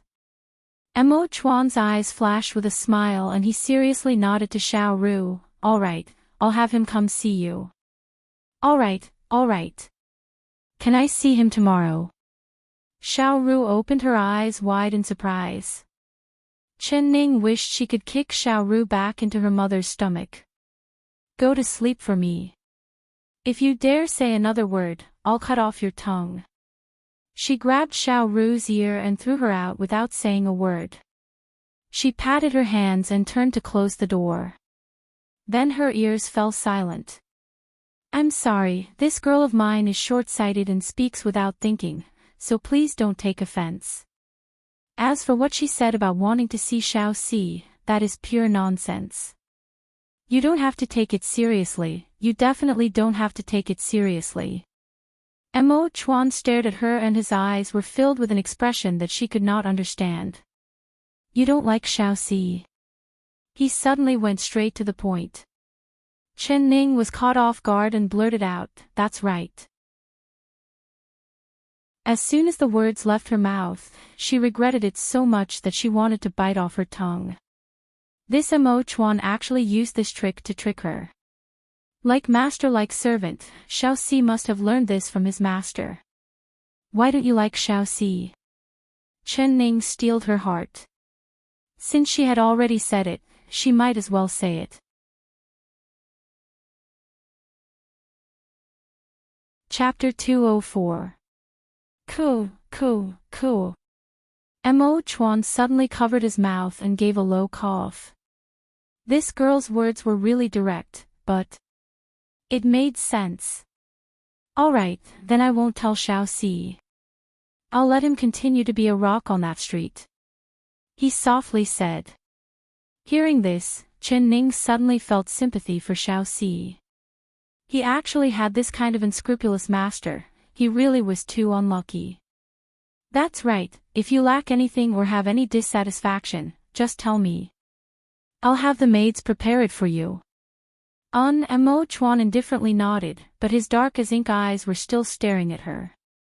You really are young Miss Chin. He suddenly said, using a confident tone. Chen Ning revealed a smile. As expected, assassins were very suspicious and did not easily trust others. I've never said that I'm not, why do you only believe that I'm Chen Ning now? Because you're different from the rumored young Miss Chen. Mo Chuan slowly said. Oh, what is the rumored young Miss Chen like and what am I? She looked at him with interest. He tightly closed his mouth. Don't talk about other people behind their backs and don't talk about it in front of them. This was a virtue that a gentleman must have. Not to mention that rumors were just rumors. He believed that the one in front of him was the real her. Seeing that he did not reply, Chen Ning did not ask any further. She giggled as she looked around the room. It's already getting late, you should rest early. She opened the door and turned to leave. She suddenly turned her head and glanced at him with a smile. Xiaohei, don't you feel stuffy wearing that thing on your face? It's time to take it off and let the skin on your face breathe in, otherwise you'll get a pimple. Mo Chuan's pupils suddenly shrank. What did you say? He grabbed her wrist and yanked her back into the room. With a bang, the door slammed shut. Ze, so rough. What? Because I exposed your secret, are you going to kill me to silence me? Although Chen Ning's wrist was in pain, her face revealed a smile as if she did not care. Her eyes fell onto his face and her clear as water eyes looked around. Being close to him, she could see more clearly and she was even more sure that her judgment was not wrong. This fellow really was wearing a thin as a cicada's skin mask. No wonder his face did not have any expressions. No wonder even a master like her, who was good at observing expressions, would be defeated in front of him. It turned out he was wearing a fake face. What secret? What you're saying, I don't understand. Mo Chuan realized that he had lost his composure and quickly recovered his calm. He let go of her and crossed his arms in front of his chest, coldly staring at her. Let's not beat around the bush in front of an honest person. Why do you need to be so secretive? Chen Ning slowly pointed at him. Your arms are crossed, this is a defensive posture. Usually when you do this, it means that you are very cautious or that you are trying to deny something. Xiaohei, am I right? She rubbed her wrist where he had grabbed her and winked at him. Moch. Chen Ning smiled again, trying to cover something up is referring to you right now. Mo Chuan's brows slowly jumped up as he angrily stared at her. Right now, he felt like he was transparent in front of her. No matter what he said or did, she would always be able to guess what he was thinking in his heart. Chapter 205. Isn't it just wearing a skin mask? Even if I find out, it's no big deal. I won't tell anyone, you can be assured of this. I'm just a little curious, what does your face look like under the mask? Can you take off the mask and let me see your face? Chen Ning's eyes blinked as her eyes filled with curiosity. Of course I can. Mo Chuan calmly said. Really? Chen Ning was very surprised. She thought that he would refuse. Emo Chuan's eyes didn't even blink as he stared right at her. Are you sure you want to see? I want to see. Chen Ning saw Emo Chuan's hand slowly rise and place it behind his ear. She couldn't help holding her breath and opening her eyes wide, preparing to see this mysterious assassin's true face. Before I take off my mask, I want to tell you one thing. Emo Chuan's hand did not move as he slowly said word for word, in this world, everyone that has seen my true face is no longer here. Then he seriously looked at her. Now, do you still want to see my face? What? Chen Ning was stunned and immediately used her hand to cover her eyes.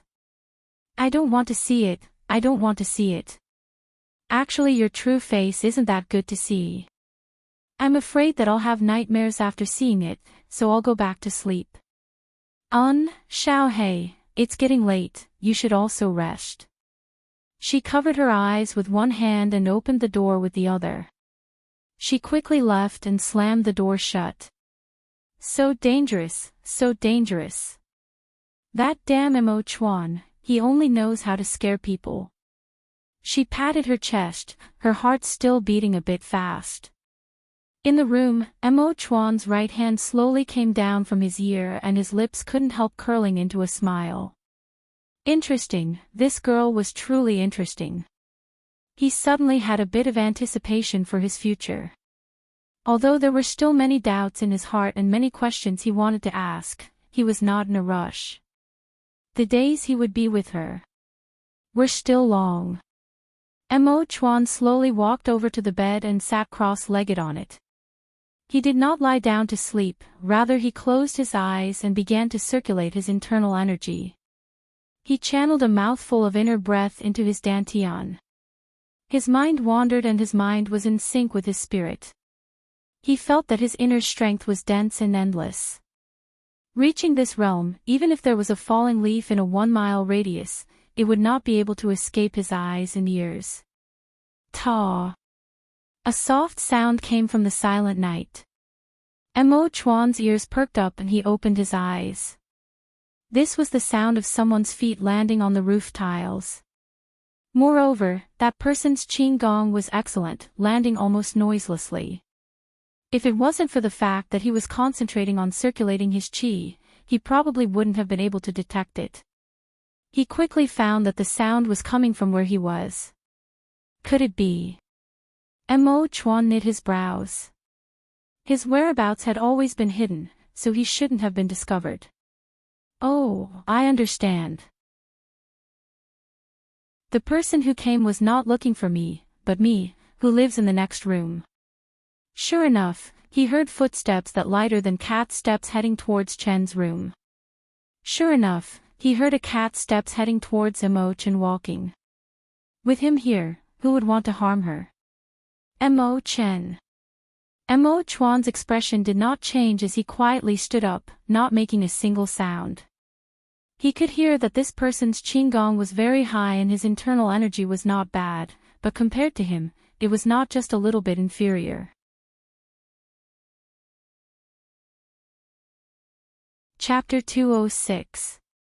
Jia, with another soft sound, that person slowly opened the window and jumped in.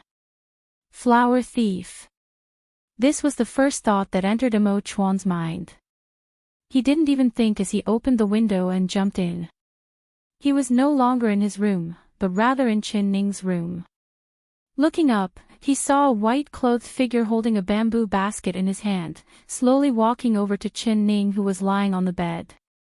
That flower thief might have been too focused and adding in Emo Chuan's quick movements, he didn't notice that there was another person in the room.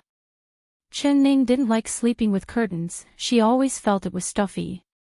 The light muslin curtains were hung on the two sides of the bed with two silver hooks, not being put down. Therefore, her sleeping posture was clearly displayed in front of the two men. A ray of moonlight shined in front of the bed, illuminating her entire face. Her sleeping face was sweet and the corners of her lips were slightly curled up, revealing a faint smile, as if she was having a good dream. A snow lotus-like jade arm was placed in front of her chest, with her hair covering the pillow. There was a red brocade quilt over her body, with a corner of it falling out of the bed. Even when she was sleeping, she was fully dressed, and only half of her arms were exposed. However, that kind of lazy and unrestrained sleeping posture had an indescribable temptation, firmly attracting the gaze of the white-clothed figure. He quietly stood 3 feet away from the bed and put down the bamboo basket in his hand. He stared at her sleeping face, not making a single sound. Borrowing the bright moonlight, Mo Chuan found that the flower thief had brought a basket full of eggs. This flower thief was giving eggs to the flower he wanted to steal. Mo Chuan found that he couldn't understand this thief at all. He was confused, but he decided to wait and see, not disturbing this strange thief. He had a calm personality, always planning before making a move. He would never recklessly make a decision, even more so at this time. If this flower thief really wanted to do something to her, he would make a move at that time. Finally, the white-clothed figure moved. He silently took a step forward, his eyes unblinking as he stared at her white and delicate face. Finally, he slowly bent down, held his breath, and kissed the slightly upturned red lips that he had been thinking about for a long time. Mo Chuan was enraged. As it turned out, he was really a rapist. He actually dared to do such a dirty thing right under his nose. He definitely wouldn't forgive him. Your Excellency, with your high skills, I never thought that you would do this kind of shameless flower-picking thing. Don't you feel ashamed? His lips were about to touch and a faint sweetness filled his nose. The white-clothed man was completely intoxicated when he suddenly heard a cold laugh from behind him. It made him break out in a cold sweat. He straightened up abruptly and turned around. With his martial arts, how could he wait until someone was close to him to notice? When he saw Mo Chuan standing less than 10 feet behind him, his eyes turned cold. This black-clothed man had silently appeared in her room. He definitely did not have good intentions. He asked himself if he was a shameless flower thief. Perhaps he was the real shameless flower thief. Where did you come from? The white-clothed man asked in a deep voice. Where did you come from? Mo Chuan coldly retorted. The moonlight shined on the white-clothed man's face and his hair was blown by the wind from the window. His white robe was spotless, his eyes were like stars and his face was like jade. It's you. Chapter 207. You recognize me? The white-clothed man knit his brows. He carefully looked at Mo Chuan, who seemed to have merged with the shadows, and found that he was a stranger that he did not recognize at all. The famous King Jing'an, Chu Xiaobai, who in the capital city doesn't know you? Who doesn't know you? I never thought that a person of noble birth like you would be an adulterer. Chu Xiaobai, are you not afraid of losing the face of your ancestors? Mo Chuan's expressionless black eyes suddenly burned with rage. His eyes lit up and he suddenly raised his right palm, sending it at Chu Xiaobai's handsome and flawless face. Stinky brat, today I will teach a shameless and unfilial descendant a lesson in place of your ancestors. His palm was like a blade and the wind from his palm was released, creating a cold wind in the room. Chu Xiaobai never thought that the other side would attack him like this, so he was shocked. He knew how strong it was and quickly dodged to the right, avoiding Mo Chuan's palm. However, his cheeks were already aching from the wind. Such deep cultivation. Just from this palm, Chu Xiaobai knew that Mo Chuan's cultivation was above his own. Where did such a powerful person come from? What kind of thing are you? What qualifications do you have to teach me a lesson? Your Excellency sneaking into a girl's room in the middle of the night, what kind of good thing are you? Although Chu Xiaobai knew that he was not a match, he could not endure this kind of anger. Especially since this strange man was insulting his ancestors, he could not endure this. His right hand formed a fist and he threw it at Mo Chuan's face, wanting to make this man's face blossom with a single punch. The anger in his heart was not only because of Mo Chuan insulting him, but also because of her. The more he thought about it, the more afraid he became. If he had not come to see her tonight, perhaps she would have been killed by this black-clothed man. You've done something wrong and you still dare to argue. I will properly teach a fellow like you a lesson. Mo Chuan seemed like he was truly angry. His body swayed and he appeared behind Chu Xiaobai, sending a palm flying at his back. Chu Xiaobai heard the wind behind him and knew it was bad. He turned his hand to block it and the two palms collided in the air, releasing a pu sound. Mo Chuan stood in the same place without moving, but Chu Xiaobai took 3 steps back. The advantages and disadvantages of this palm were obvious. But the higher his martial arts, the more Chu Xiaobai looked down on him. He angrily spat out. You have this kind of skill, but you're doing this kind of dirty business, you're the scum of the martial arts world.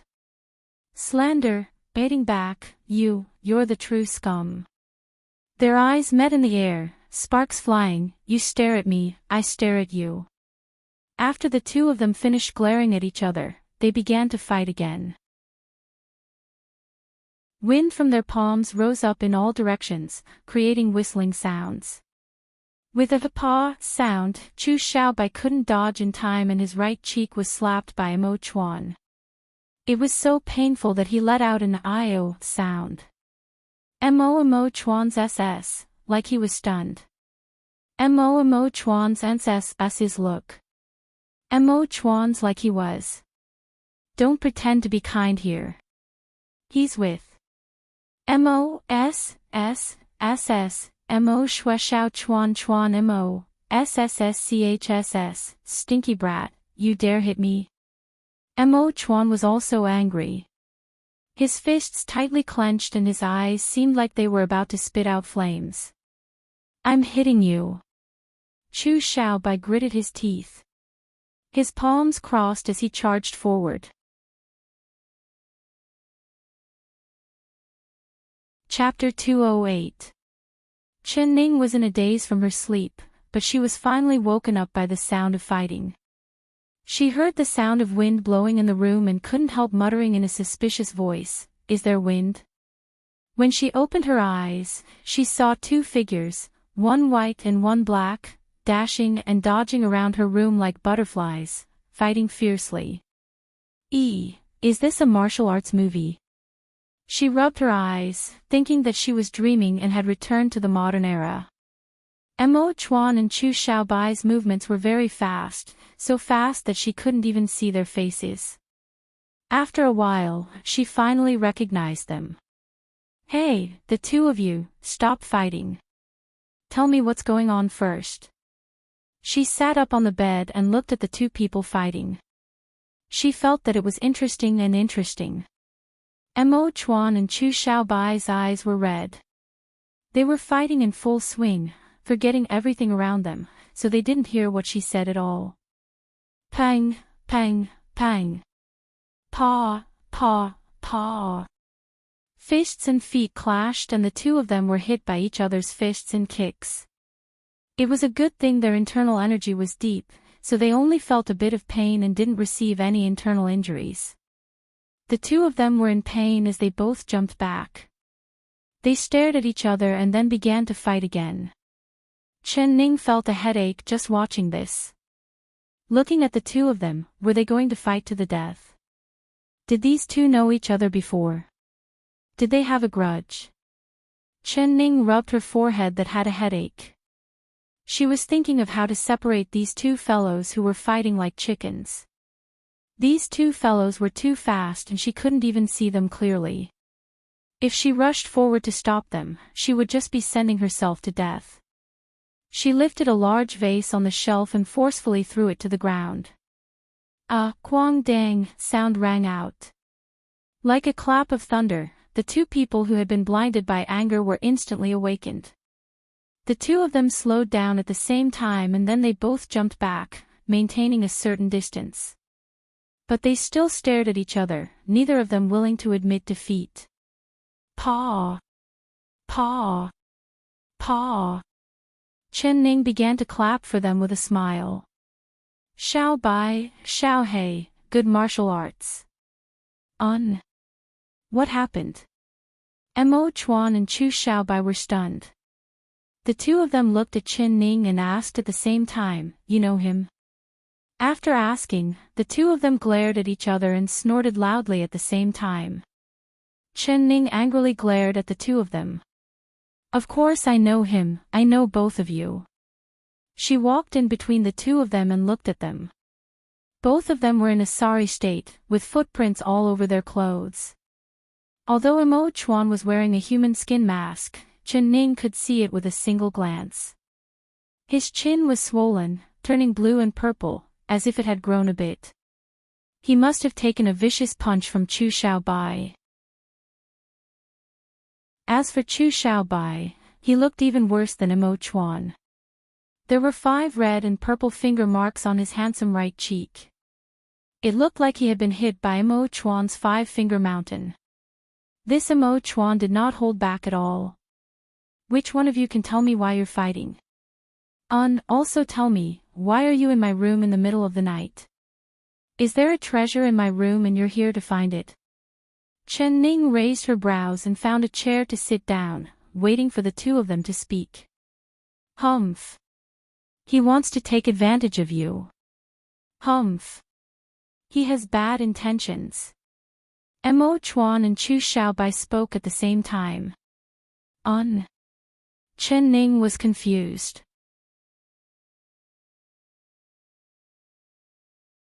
Chapter 209. This really is interesting.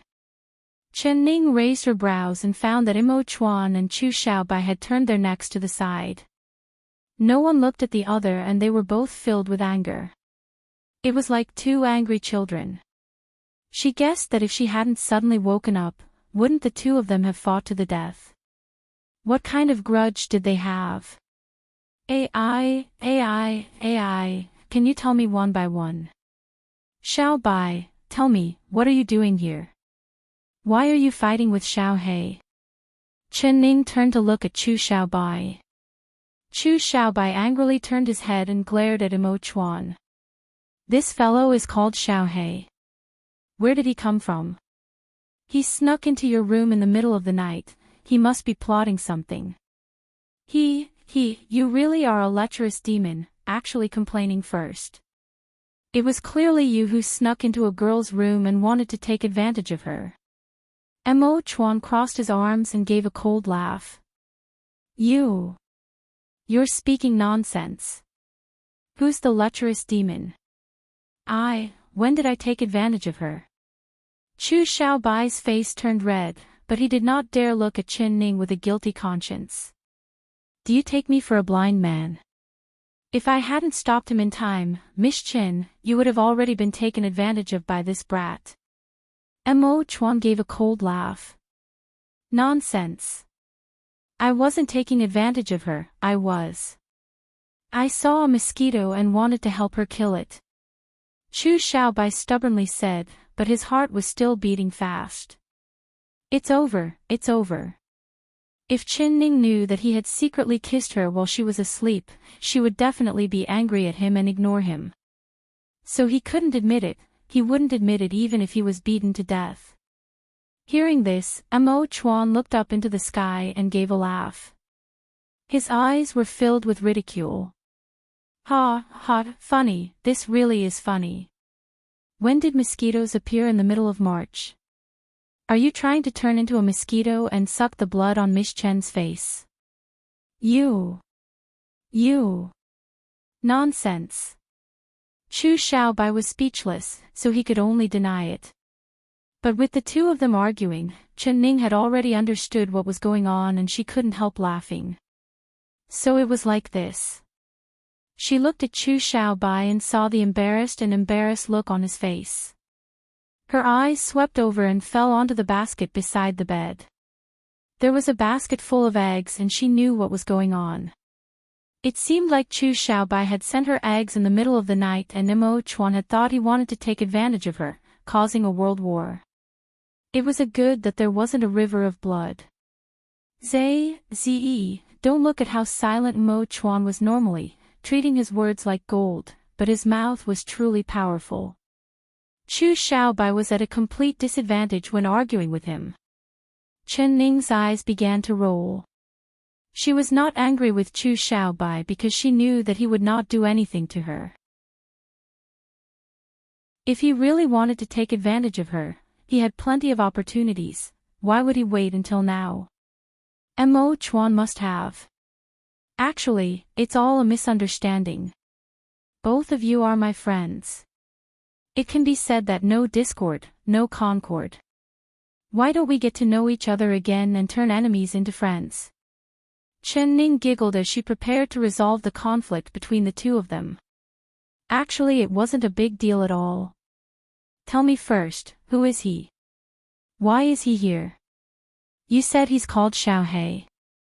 What kind of ghost is Xiao He? If he doesn't tell me his background, I won't be friends with this black ghost. Chu Xiaobai turned his face away. Chapter 210. Do you think I want to be friends with a pervert like you?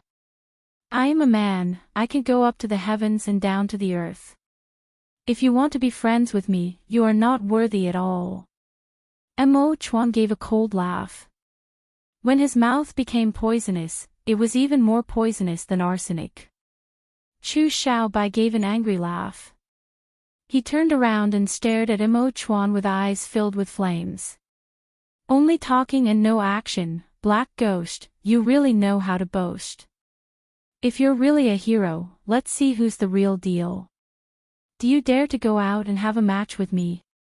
Whoever loses has to kneel down and kowtow to the other party 3 times. Black devil, do you dare? Ha, ha, do you think I'm afraid of a shameless person like you? Let's fight, we'll fight as you wish. Pervert, just wait to kowtow to me 3 times. Mo Chuan had a cold and arrogant expression, not placing Chu Xiaobai in his eyes at all. The two of them were equally arrogant and their tone was even more arrogant than the other. Chen Ning didn't know whether to laugh or cry hearing this. It was said that 3 women made a play, but she never thought that these 2 men would not be inferior at all. But what kind of martial arts scene was this? Alright, let's go out and fight. Let's go. The two of them reached a deadlock and were about to make a move. Chen Ning's brows raised. She raised another vase on the shelf and smashed it on the ground with a tchang lang sound. Chu Xiaobai and Mo Chuan were both stunned. Are you 2 done yet? How long are you going to keep this up? If you don't explain things clearly today, no one is allowed to leave. Chen Ning's face turned serious as she mercilessly shouted at the two of them. In terms of martial arts, she couldn't catch up to Mo Chuan and Chu Xiaobai even if she sat on a rocket. It was a good thing that in this world, it wasn't just having a strong fist that gave you confidence. Being scolded by Chen Ning like this, the two of them who were ready to fight suddenly lost their momentum. Alright, for Ning's sake, I won't argue with you. Chu Xiaobai glared at Mo Chuan and decided to endure this anger. As long as Chen Ning wasn't angry, he didn't care what he did. Who would have thought that Mo Chuan wouldn't appreciate it? You're quite affectionate. Your Highness King Jing'an, you shouldn't be calling her 3rd sister-in-law, right? He gave a cold laugh. She isn't my 3rd sister-in-law. My 3rd brother has never treated her as his wife and has never married her. Chu Xiaobai shouted with red eyes. This 3rd sister-in-law was like an awl that stabbed him. King-in-law is the same as your 3rd brother-in-law. Even if you want to hit on her, you have to wait until your 3rd brother divorces her. Otherwise you'll be doing something even worse than a beast and will lose the face of your ancestors. Mo Chuan gave Chu Xiaobai a lesson. Chu Xiaobai was stunned from being scolded. It took a while for him to react as his hands clenched into fists. King! Do you know who I am? He enunciated each word clearly. Pervert, of course I know who you are. Aren't you the noble King Jing'an? Open your eyes wide and take a good look at where you are. This is the King Ding Yuan Palace, not your King Jing'an Palace. The room you are in is your third brother's princess bedroom. If King Ding Yuan saw his blood-related little brother come to his princess bedroom in the middle of the night, what do you think he would think? Mo Chuan asked in a righteous tone, almost pressing on Chu Xiaobai's face. Chu Xiaobai's face turned red from his words and his eyes seemed like they were about to spit fire. He angrily said, what does what he thinks have to do with me? He hit her, scolded her, abused her, but I want to dote on her and love her. If my third brother was here, I would still say the same thing. I like his princess. He treats his princess like grass, but I treat her like a treasure. He doesn't care about his princess, but I do. If he is willing to divorce her, I will immediately take her as my princess. His words were crisp and clear, powerful and resonant.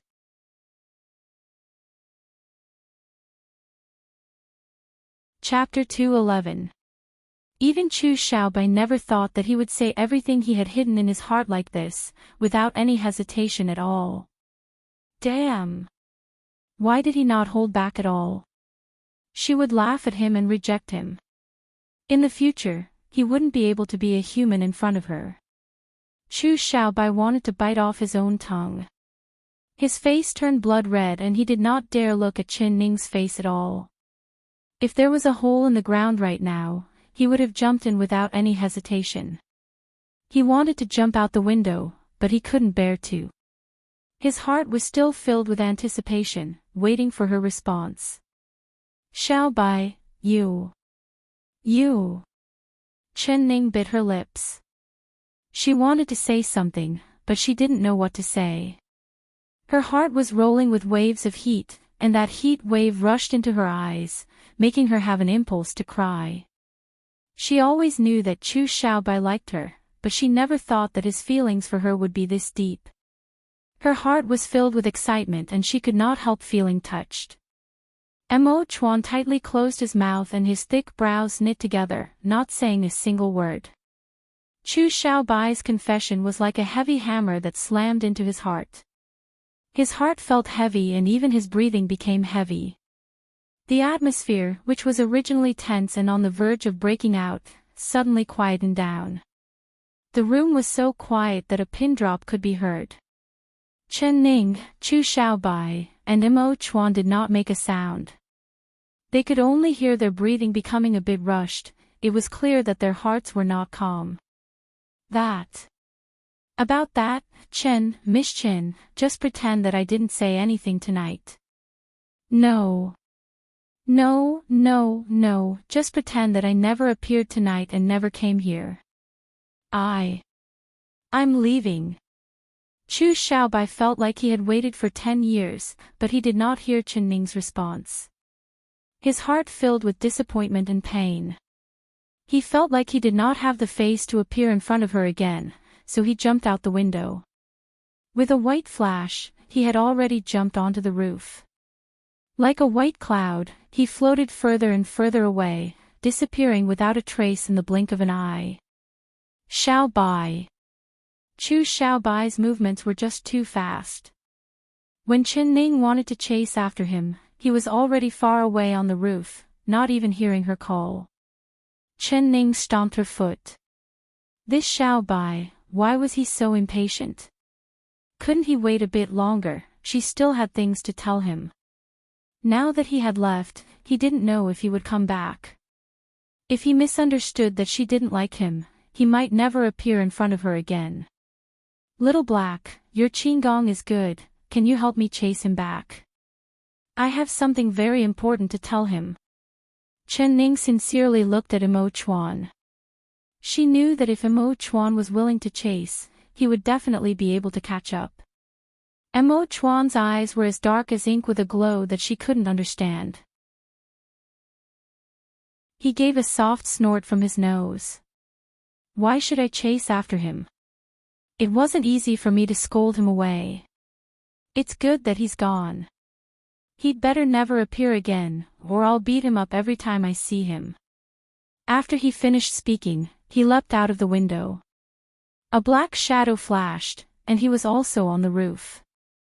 In an instant, he blended into the night and disappeared without a trace. Gone, they're all gone. Chen Ning's eyes popped out, almost not daring to believe that the two fellows who were fighting to the death just disappeared like this.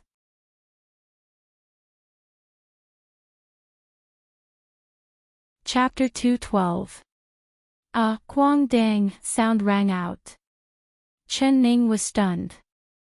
Her intuition told her that Xiao Bai or Xiao He had come back, so she quickly looked over. She saw Xiao Ru with a head full of messy hair and sleepy eyes as she pushed open the door. Seeing Chen Ning, she drowsily asked, "Young miss, is there thunder?"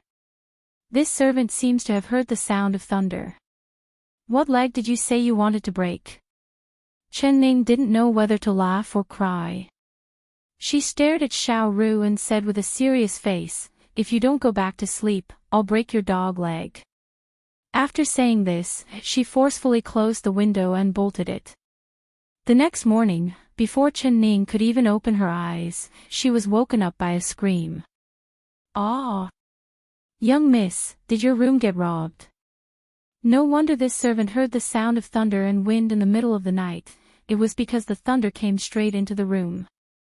God! When Xiao Ru entered the door, she was shocked by the mess in the room. She couldn't help letting out a scream. The table had fallen, the chair had collapsed, and the vase had been smashed. The entire room was a complete mess. Only the bed was still intact. It was completely intact, without a single scratch on it. Chen Ning, who was lying on the bed, was wrapped in a blanket, having a good dream. "Young miss, you weren't struck by lightning, right?" Xiao Ru rushed over to the bed in a panic. She looked over Chen Ning from head to toe before finally relaxing. "Damn girl, if you keep cursing me, I'll give you to that fox Xiao Si." Humph. Chen Ning suddenly opened her eyes and grabbed Xiao Ru's ear. "Oh, it hurts, it hurts." "Young miss, quickly let go," Xiao Ru said with a bitter face. Chen Ning smiled as she let go. Her eyes swept over the room. Seeing the mess in the room, she couldn't help being stunned. These two fellows, they really treated her room as a battlefield. She clapped her hands and called Xia He over. Then she ordered, "Tell housekeeper Lin that I don't like any of this furniture. This princess has smashed it, so tell him to give this princess a new set." Xia He saw the wreckage on the floor and her eyes popped out in shock. Hearing that it was Chen Ning who smashed it, her chin almost fell off. "Oh, it must be because His Highness had angered the princess at the horse track yesterday, so the princess must have used these tables and chairs as punching bags. The princess must have used a lot of strength, smashing these tables and chairs into small pieces. She's too strong. Yes, princess consort. This servant will immediately do it." Xia He quickly left, her eyes filled with worship for Chen Ning. Chen thought of what happened last night. It was like a game or a dream. She looked down and saw the bamboo basket in front of the bed. The basket was full of proving that everything that happened last night was real. Xiao Bai had come and then left. Xiao! Chen Ning was startled. She suddenly stood up and walked out. "Xiao Ning!" Xiao Ru grabbed a robe and chased after Chen Ning. She put it on Chen Ning's shoulders and complained, "Even if you can't wait to see bodyguard He, you should at least put on a robe first, otherwise it will be rude." Tu. Chen Xiao. Of. I shouted to say.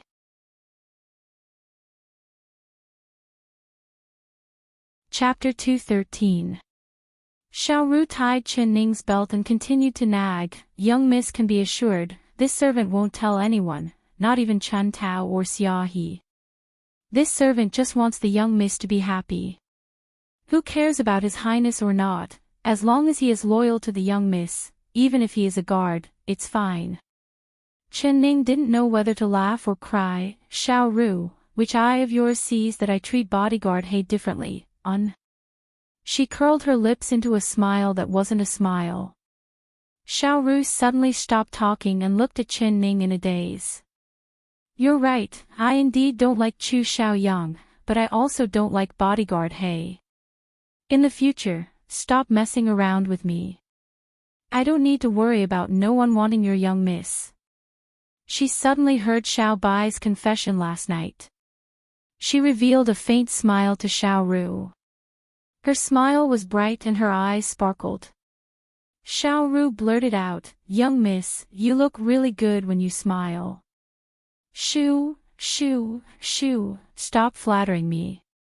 Chen Ning rolled her eyes and walked to the side room. Hearing that there was no movement inside, she reached out and pushed the door open. She walked in and found that the room was empty. Mo Chuan was not inside. The bedding on the bed was neat and tidy, like no one had slept in it. Damn, this Mo Chuan actually left. Chen Ning stomped her foot, filled with anger.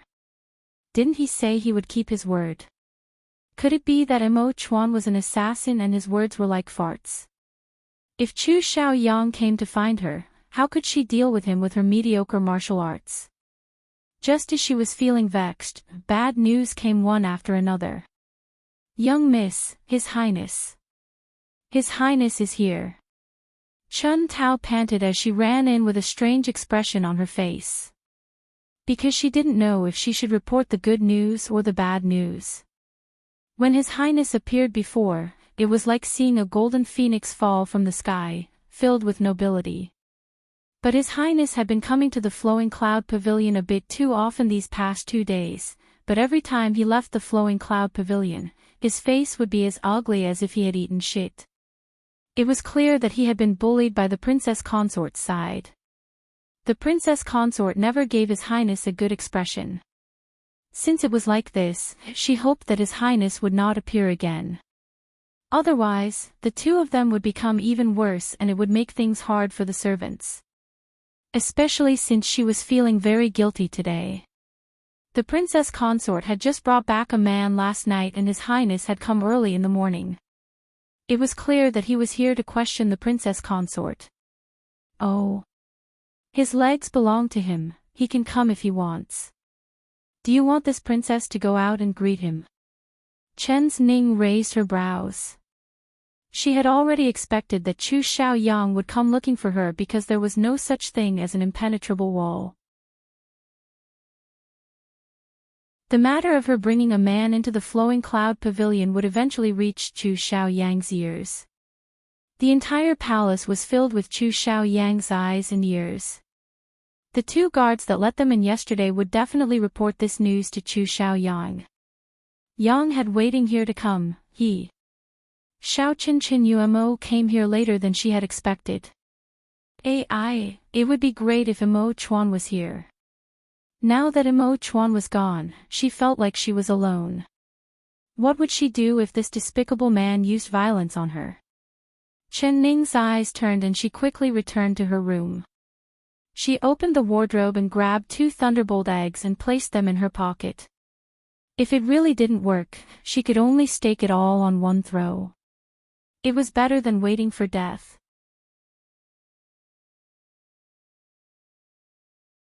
Chapter 2:14. Chen Ning thought about it and put the thunderbolt egg back in the cabinet.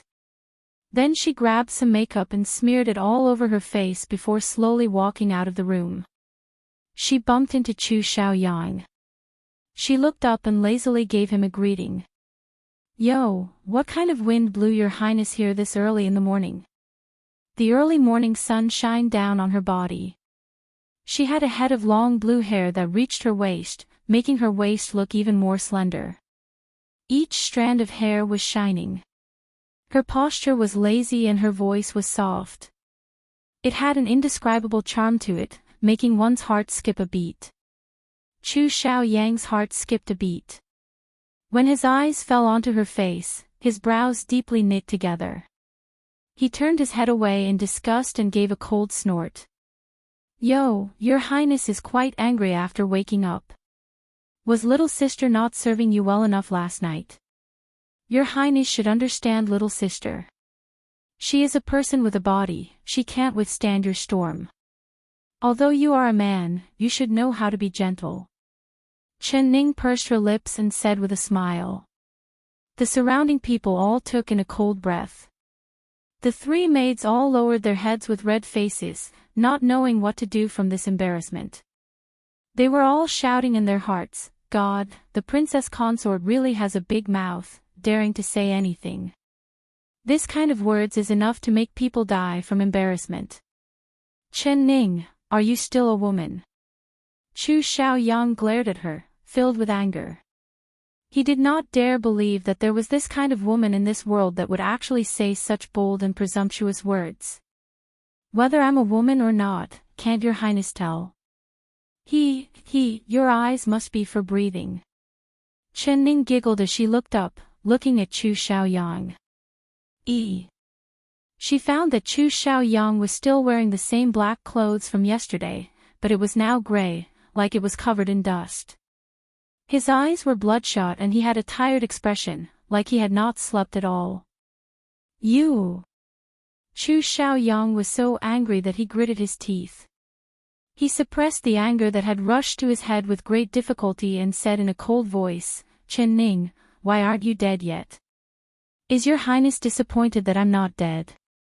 Ze, it seems like your highness' complexion is not good. How come you're covered in dust? Could it be that you were rejected by little sister yesterday? Did you stand outside the entire night? Eating in the open must not be a good feeling, your highness has already become so haggard in just one night. Chen Ning covered her lips and gave a gloating laugh. When she opened her mouth, Chu Xiaoyang couldn't help wanting to choke this woman to death. Her mouth was never forgiving, and the words that came out of her mouth hurt his ears. Humph! His highness really has no conscience. Did you know that our prince didn't sleep at all last night? He was looking for you the whole night. A young man dressed as a manservant standing behind Chu Xiaoyang suddenly raised his head and angrily looked at Chen Ning. Xiao Shaoan Zi, scram! Xiao of Shaoan! Chu Xiaoyang shouted in a sharp voice before sending out a kick that sent Shaoan Zi tumbling. Shaoan Zi swallowed the words he was about to say back into his stomach as he quickly crawled out. Chen Ning was stunned and looked at Chu Xiaoyang with a suspicious gaze. He had been looking for her all night. Was he that kind of person? How could this be Chu Xiaoyang?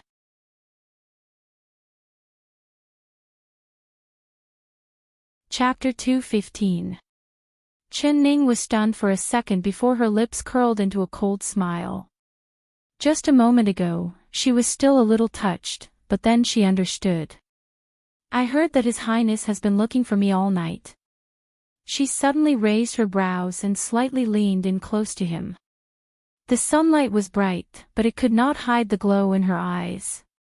Chu Xiaoyang couldn't help looking into her eyes and a look of embarrassment flashed in his eyes. He did not even know if he should deny it before he heard her indifferent and sarcastic laugh. Your Highness is probably looking for that horse, right? That is indeed a rare horse. His Highness loves horses like his life, so naturally he would be reluctant to part with that good horse. You can relax, I've brought the horse back, not a single hair is missing. I, Chen Ning, do not care about your things. After saying this, she took a few steps back, staying far away from him. Her lips curled into a cold smile and her eyes filled with disdain, as if he was just a pile of shit. Chen Ning. Chu Xiaoyang was finally enraged.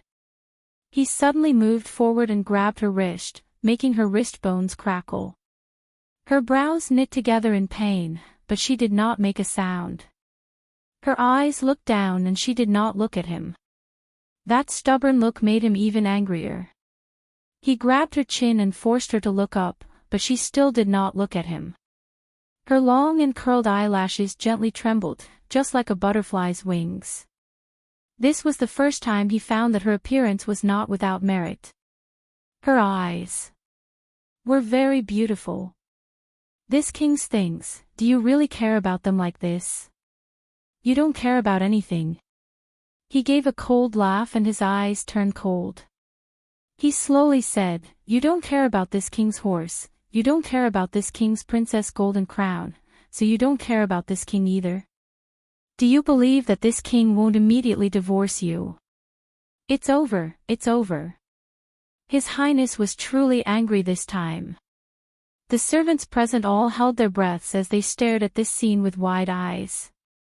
Chun Tao and Xia He were so nervous that their hearts almost jumped out. Xiao Ru wanted to charge forward to save Chen Ning, but she was held back by the two of them. Divorce me. Chen Ning finally looked up and revealed a smile. Her eyes sparkled and sparkled. You have never been what I wanted. This princess has never been what I wanted. This King Ding Yuan palace has never been my home. If you are willing to divorce me, I want to say to you with all my heart. Thank you. The entire place was silent and the atmosphere was heavy. Almost everyone could hear Chu Xiaoyang's heavy breathing. No one dared to make a sound because they all knew that His Highness was already on the verge of exploding with rage. A light touch would cause him to explode. Chun Tao and Xia He couldn't help breaking out in a cold sweat for Chen Ning. Only Xiao Ru looked at her young miss in worship, wanting to praise her. Well said. Chu Xiaoyang's chest felt like it was on fire, making him feel very uncomfortable. His fingers unknowingly tightened and Chen Ning's chin felt like it was going to break, but she looked into his eyes. There was no fear in her eyes, there was only indifference. In the past, it was you who insisted on marrying this king, even asking your father to ask the emperor for a marriage. Today you want this king to divorce you. What kind of person do you think this king is? Do you think this king is a rag that you can have and throw away whenever you want? Let me tell you, if you want this king to divorce you, you're dreaming. Chu Xiaoyang gritted his teeth, wishing he could swallow the woman in front of him. Rag? Chen Ning blinked her eyes and almost broke out in laughter.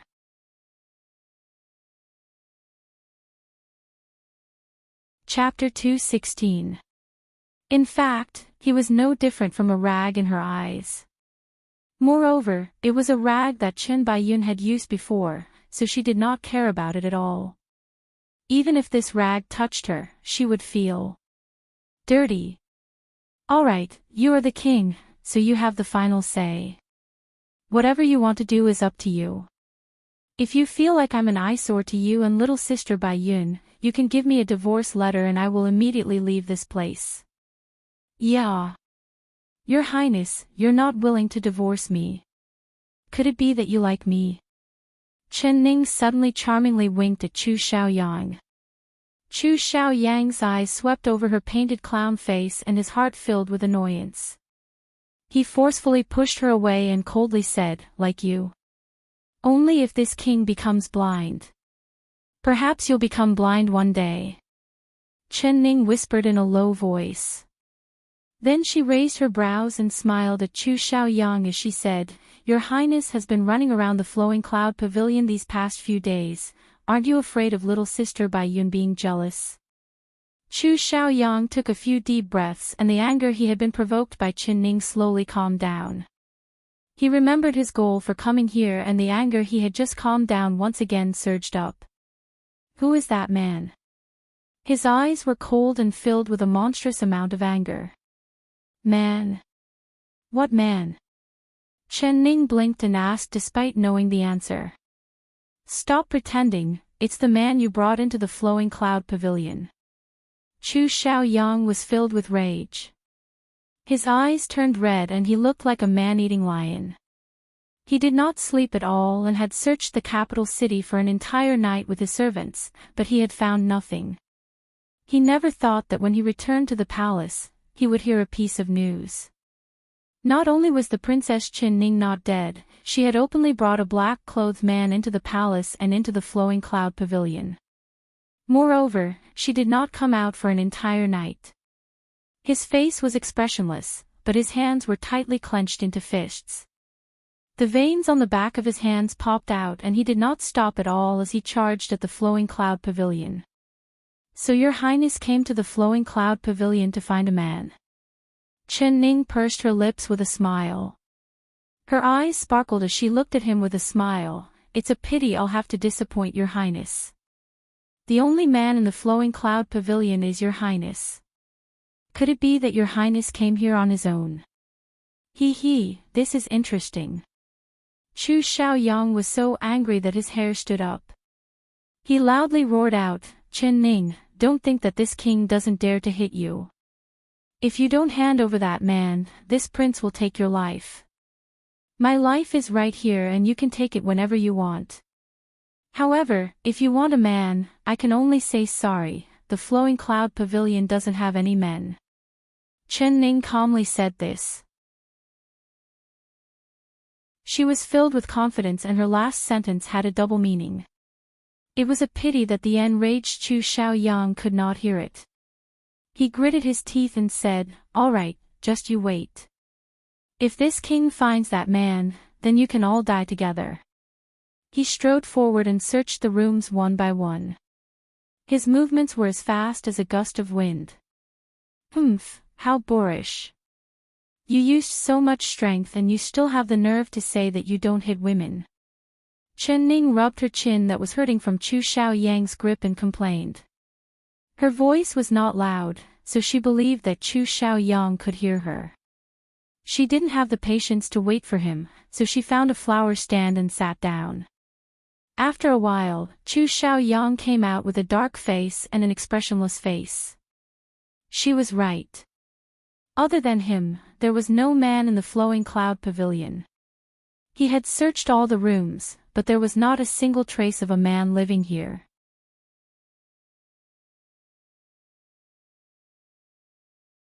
Chapter 217. Chu Xiaoyang's black python-embroidered boots stopped in front of Chen Ning. Chen Ning looked up and the shadow of the flower rack shined on her face.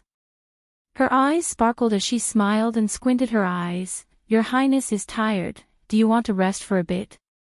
His eyes darkened as he firmly said, "Chen Ning, don't forget your identity. You are this king's legal princess. If you dare do anything that will let this king down, this king will take your life." Chen Ning looked into his eyes and smiled as she asked in reply, "Oh, what kind of thing would let you down?" "For example, finding a man." Chen Ning. Chu Xiaoyang suddenly gave a loud roar as he stared right at her. "If you dare make this king wear a green hat, this king will make you wish you were dead. As long as you are this king's woman, you can forget about having another man." After saying this, he suddenly turned around and left with large steps. Chen Ning looked at his back and curled her lips into a smile. She casually said, Ze, your highness cares about me this much, could it be that you've fallen in love with me?" Her voice was blown into Chu Xiaoyang's ears by the wind. It was very pleasant to listen to. Chu Xiaoyang suddenly stopped and slowly turned around, walking back to her step by step. Chen Ning had a smile in her eyes as she met his cold gaze, not revealing a single trace of fear. "This king is telling you, if you want this king to fall in love with you, you should reincarnate into a good body in your next life. Get up and come with me." He grabbed her arm and dragged her out of the room. "Hey, where are you taking me?"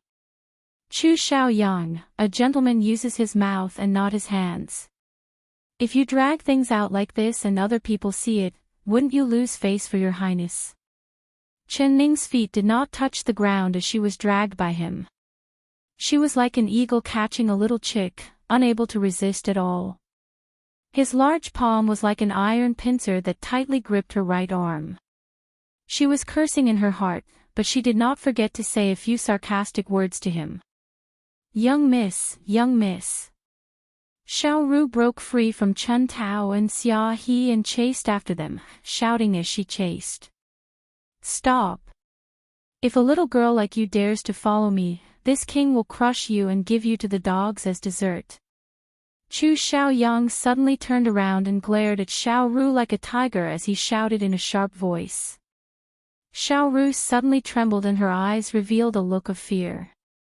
Her feet paused for a second, but she still ran over to Chen Ning. Xiao Ru, stop.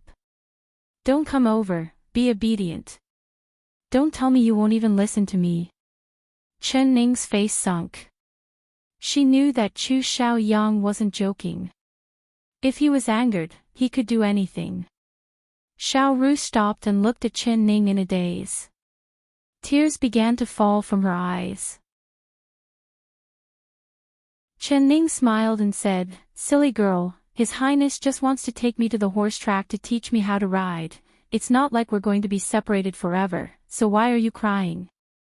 Stay here obediently and wait for me to come back."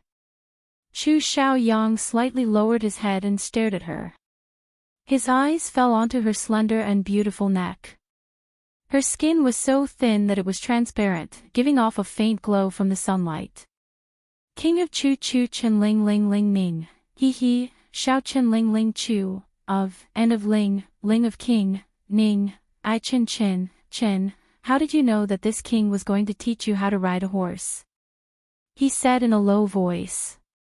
The strength in his hand unknowingly lessened, but he still held on to her hand without letting go. It was just a random guess. If it's true, can your highness let me change my clothes? I can't possibly go ride a horse like this, right? Chen Ning shrugged her shoulders and spoke in a light voice. Go. Chu Xiaoyang let go.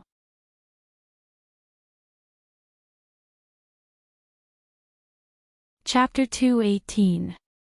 Chen Ning quickly changed into her hunting clothes. It was still the same light blue riding clothes from yesterday. When she appeared, it made people's eyes light up, as if a cloud was floating in the sky. Chu Xiaoyang narrowed his eyes and gave a cold snort. He looked away in disdain. She was this ugly. Even if she was wearing a phoenix feather robe, she was still an ugly monster. The two of them walked in the direction of the horse track. On the way, Chu Xiaoyang had a dark face and did not say a word. It was unknown what he was angry about. He had a frown on his face. His eyes were dark and his nose was straight. Although he was angry, a handsome man was still a handsome man. Even his angry appearance was very pleasing to the eye. It was a pity he had a human's face but a beast's heart. It was a waste of this unparalleled beauty. Chen Ning looked at him a few times before indifferently looking away. She began to enjoy the scenery around her. Are you peeking at this king? Although Chu Xiaoyang was not looking, he could still feel her gaze. His heart was filled with annoyance, but there was also a trace of pride. Chen Ning casually responded with a sound. Looking was looking, there was no need for her to deny it. What do you think of this king's appearance? He asked in an arrogant voice. Looks. Not bad. Chu Xiaoyang's eyelids jumped up and he repeated, not bad. Not bad. Not bad. Chu Xiaoyang narrowed his eyes. So. The veins on Chu Xiaoyang's forehead popped out again as he angrily glared at Chen Ning. This ugly monster girl, did she even have eyes? When Chu Xiaoyang walked on the street, who wouldn't praise him for his incomparably handsome and graceful appearance? Since this king's appearance is not good enough for you, why did you block this king's horse's head in the street? Why did you fight to the death to marry this king? His lips curled into a cold smile. That was because Chen Ning was blind back then. Chen Ning blurted out without any hesitation. You! Chu Xiaoyang angrily raised his fist. Chen Ning suddenly smiled and pointed up, that peach blossom is really pretty, can you pick it for me? Chu Xiaoyang's hand in the air touched the peach blossom branch. The pink flowers were blooming all over the branch and he did not know why he had picked a peach blossom, preparing to give it to her. Her brows bent and she reached out with a smile to receive it. He suddenly reacted. Didn't he want to hit her just now? Why did it seem like he was picking a flower for her? Humph. He threw the flower to the ground and stomped on it, turning it into dust in the blink of an eye. Yeah, it's a pity on a good flower. If Bai Yun Mimi knew that your highness is such a ruthless person, I wonder if she would still be loyal to your highness. Chen Ning walked past him and Bai Chin Ning nodded. Flower. Bai, flower. He Chen, as. Chen as. Chu Xiaoyang looked at her swaying figure in a daze. He brought his right hand to his nose and there was still the scent of peach blossoms on it. Was this still the Qin Ning who would not marry anyone but him and who would seek death? She wouldn't even look back at him now. Even when she looked at him, her eyes were filled with disdain and disgust, just like how he looked at her. Chu Xiaoyang's heart suddenly felt like it was filled with cotton. He could disdain her, but how could she?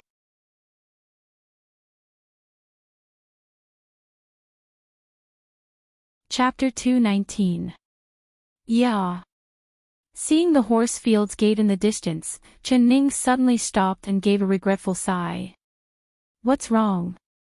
Did you lose your courage from yesterday and don't dare ride it anymore? Chu Xiaoyang curled his lips and his eyes were filled with disdain. Who says I'm afraid? I just remembered that I came in a hurry and forgot to bring the date red horse. How about I go back and get the horse? Chen Ning turned around. What a joke. There are horses in the horse field that you can choose to ride. You're not thinking of going back to get the horse, are you trying to find an excuse to leave? Chu Xiaoyang gave a cold laugh and then said, if you don't dare ride it, then you can tell the eldest princess that you almost fell off the horse and died. Then you can withdraw from the big hunt and save this king's face. He wanted her to withdraw so that he would never see her hateful figure in the horse field again.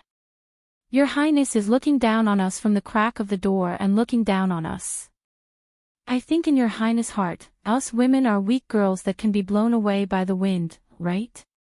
Chen Ning brushed her hair that had been blown to her chest by the wind. She had come in a hurry and had not tied her hair up. Thinking that she would be riding a horse in a bit, she casually broke off a peach blossom branch and there were 3-4 peach blossoms on it. She twisted it 3 times and tightly tied her hair on top of her head. That peach blossom branch was like a beautiful peach blossom hairpin, looking very charming. Humph, ugly people always make trouble. Chu Xiaoyang gave a cold snort. Chen Ning was not angry. After all, a dog's mouth could not spit out ivory. She raised her brows and looked at him in a provocative manner. Your Highness, do you dare to make a bet with me? What bet? He stood in front of her. His tall figure cast a shadow over her as he revealed a look of arrogance and disdain. We'll bet on who can hunt the most game on the day of the big hunt. How about it? Does your Highness dare to make this bet with a weak little girl like me? Ha, ha, ha, ha. Chu Xiaoyang looked like he had heard the funniest joke as he laughed into the sky. Is your Highness afraid? Chen Ning deliberately provoked him. Chen Ning. Chu Xiaoyang suddenly looked down. His brows were lowered as he hid the smile on his face. Don't think that this king doesn't know what you're thinking. You want that date red horse, right? This bastard Highness, he was actually quite clever. Chen Ning whispered in her heart, but her smile did not diminish. Her eyes sparkled as she smiled and said, yeah, you've actually seen through me. Your Highness is truly smart. Since your Highness has seen through my thoughts, then you won't agree to this bet, right? Humph. This king's thoughts are not something you can guess. This king's bet. If you can beat this king on the day of the hunting meet, that date red horse will be yours. But if you lose to this king, what do you think this king will do to you? Chu Xiaoyang slightly narrowed his eyes and looked over Chen Ning. Though her face still looked grotesque, he was gradually getting used to it, and finding it less glaring. Is not your highs, King Chen, he want me? Chu Isn say he is, S name. Pooh. Chu Xiaoyang could not hold it in. He choked on his own saliva and began to cough. Of course he knew that she was doing this on purpose, but he could not get angry. Not only was he not angry, he almost broke out in laughter from her exaggerated expression. You're dreaming. You want to be this king's woman. In your next life. He tried his best to control the smile on his lips and put on a serious face. Then many thanks for your highness grace. Chen Ning's words made his mood that had just become better immediately turn dark.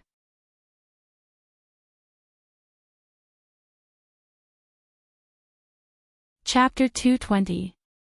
Listen well to this king. If you lose, you will kneel in front of the palace's gates and apologize to this king. Then you will never step out of the flowing cloud pavilion for the rest of your life. How about it, do you want to take this bet? Chu Xiaoyang gave a dark smile. If she dared to take this bet, then she would forever kneel in front of him.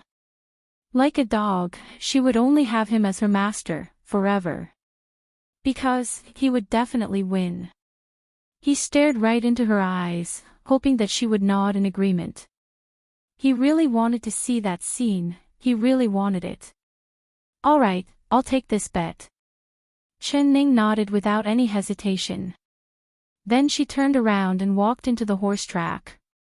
She walked a few steps and turned around to see that Chu Xiaoyang was still standing there. She raised her brows and said, Your Highness, I made a bet with you. When you teach me how to ride a horse, you can't cut corners. You have to seriously teach me, otherwise even if you win that day, it would be an unfair victory. Do you think this king is that kind of scheming person? Humph, this king will personally teach you how to ride a horse in a bit. I'll tell you the truth, your riding skills yesterday were terrible. After Chu Xiaoyang said this, he walked into the horse track. When the horse grooms saw His Highness arrive, they all kneeled down to welcome Chu Xiaoyang. Bring this king's jade flower horse over. After Chu Xiaoyang said this, the horse grooms ran over to bring the horse. The jade flower horse was Chu Xiaoyang's favorite horse. He rubbed the jade flower horse's head and looked over the horses in the stable. Then he said in a deep voice, Give the princess consort that blue and white porcelain horse. Hearing this, the horse grooms dug his ears because he suspected that he had heard wrong. The blue and white porcelain horse was that blue and white horse. Other than the jade flower horse, it was one of Chu Xiaoyang's favorite horses. He never allowed anyone else to ride it. Now His Highness had given the order to give the princess consort this horse. He hesitated for a moment, not daring to move. Are you deaf? Why aren't you going? Chu Xiaoyang glared at the horse grooms. Your Highness, this servant did not hear clearly. Which horse did you say you wanted to give to the princess consort? The horse grooms bravely asked. Blue, white, porcelain. Did you hear me clearly? Chu Xiaoyang's face turned cold as he spoke word for word. Listen clearly. This servant will go get the horse. The horse groom trembled in fear. He quickly ran over to take the horse and respectfully handed the reins over to Chen Ning.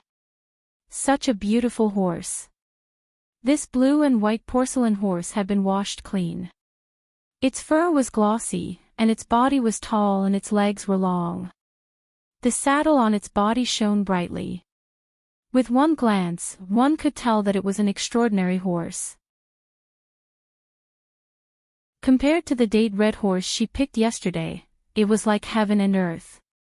But in comparison, Chen Ning still liked the date red horse she picked, otherwise she wouldn't have made that bet with Chu Xiaoyang that she would definitely lose. But since he was willing, Chu Xiao of his own, of her own, of his of her of. Chen, your highness, Chen said. Chu of Chin of is Chu. Chu. Chu of Chin of Yang of the king. Of this. Of Chin of. Chu Xiaoyang's eyes were filled with fire seeing this. He wished he could slap this weak beast to death with a single palm. Your highness, let's begin. After Chen Ning finished comforting the blue and white porcelain, she looked up at Chu Xiaoyang and said. If you want to learn how to ride a horse, you have to first get on the horse. The way you got on the horse yesterday was wrong, it was all wrong. You saw clearly how this king got on the horse.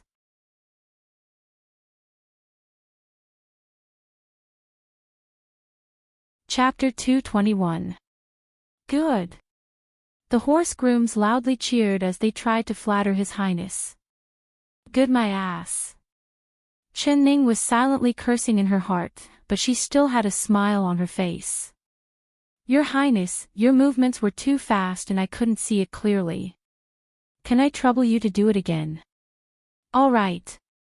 Chu Xiaoyang dismounted and grabbed the saddle with both hands.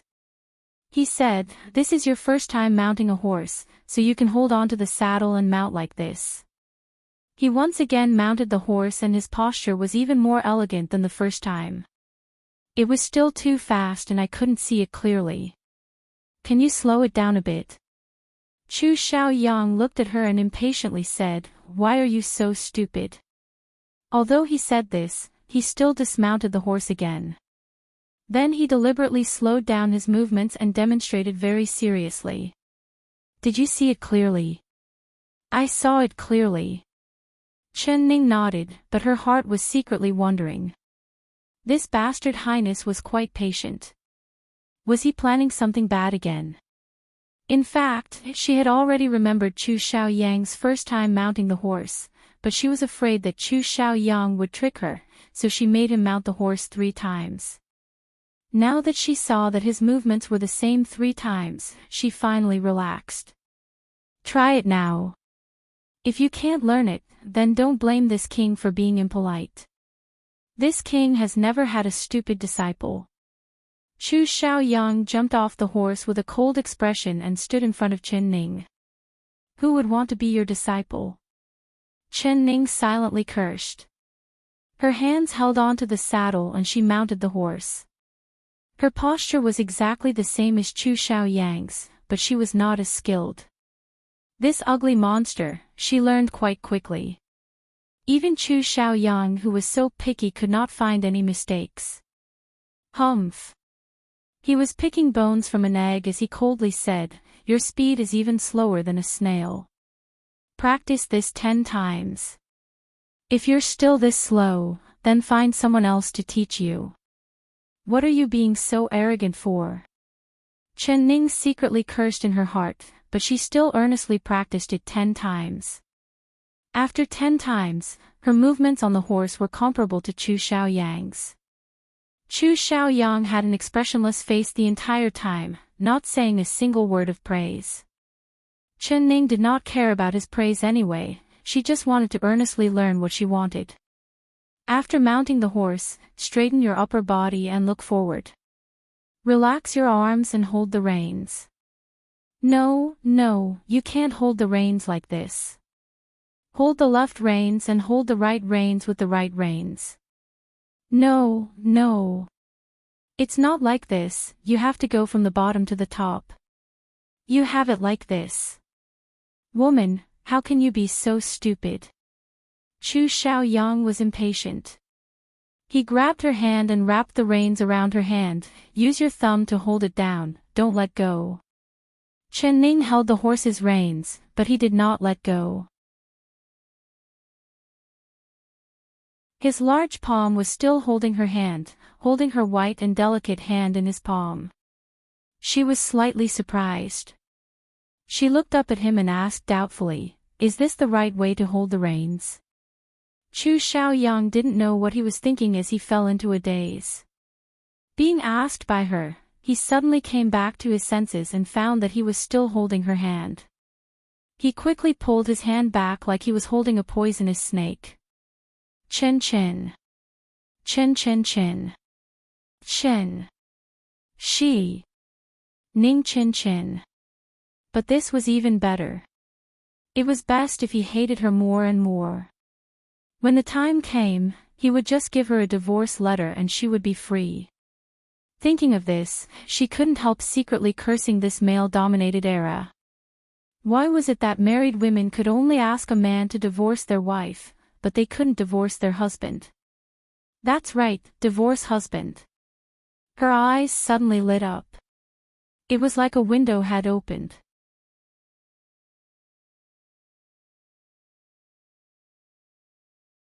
Chapter 222.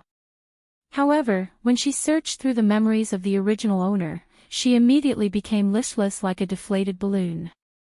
In this unfair era, there had never been a case of a woman divorcing her husband.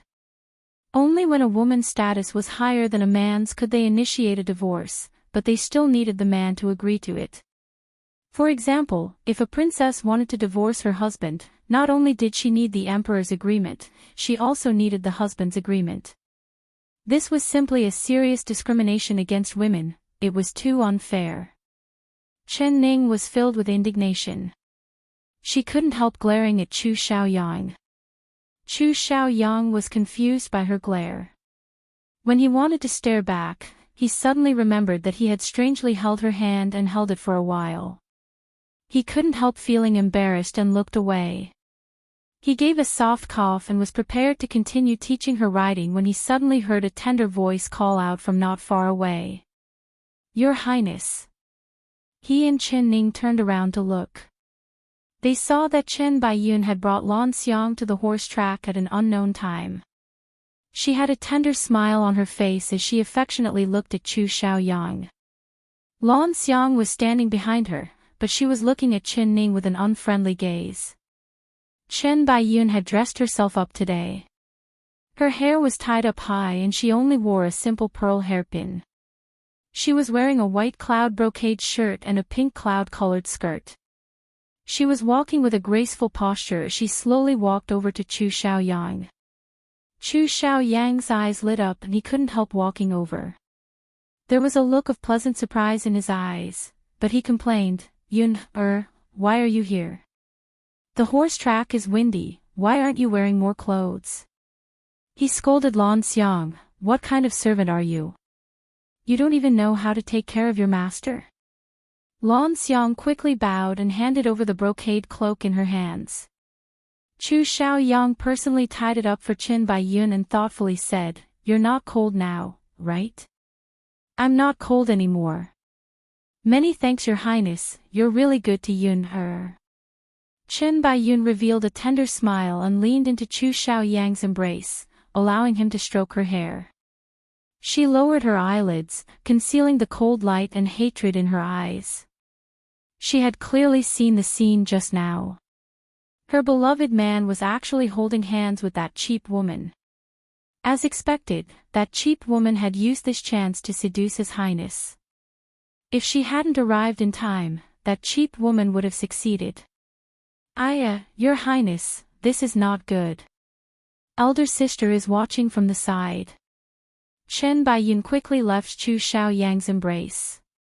Her face was filled with a shy blush as she lowered her head in embarrassment. "Elder sister, it was this little sister's mistake that disturbed Your Highness and elder sister. I hope that elder sister won't blame Yun." "I don't blame you, of course I don't blame you. Little sister and prince are deeply in love. As your elder sister, I am happy for you." Chen Ning completely ignored the two of them hugging each other. She had no interest in watching this White Lotus act.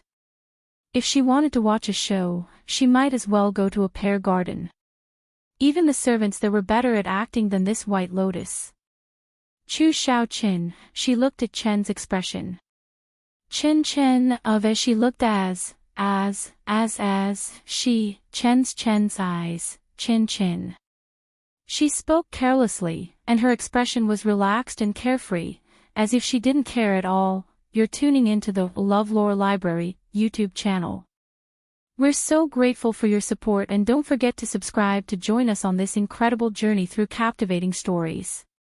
Your generosity through donations truly makes a world of difference, as it's the primary source of revenue that allows me to expand and enhance this channel for you.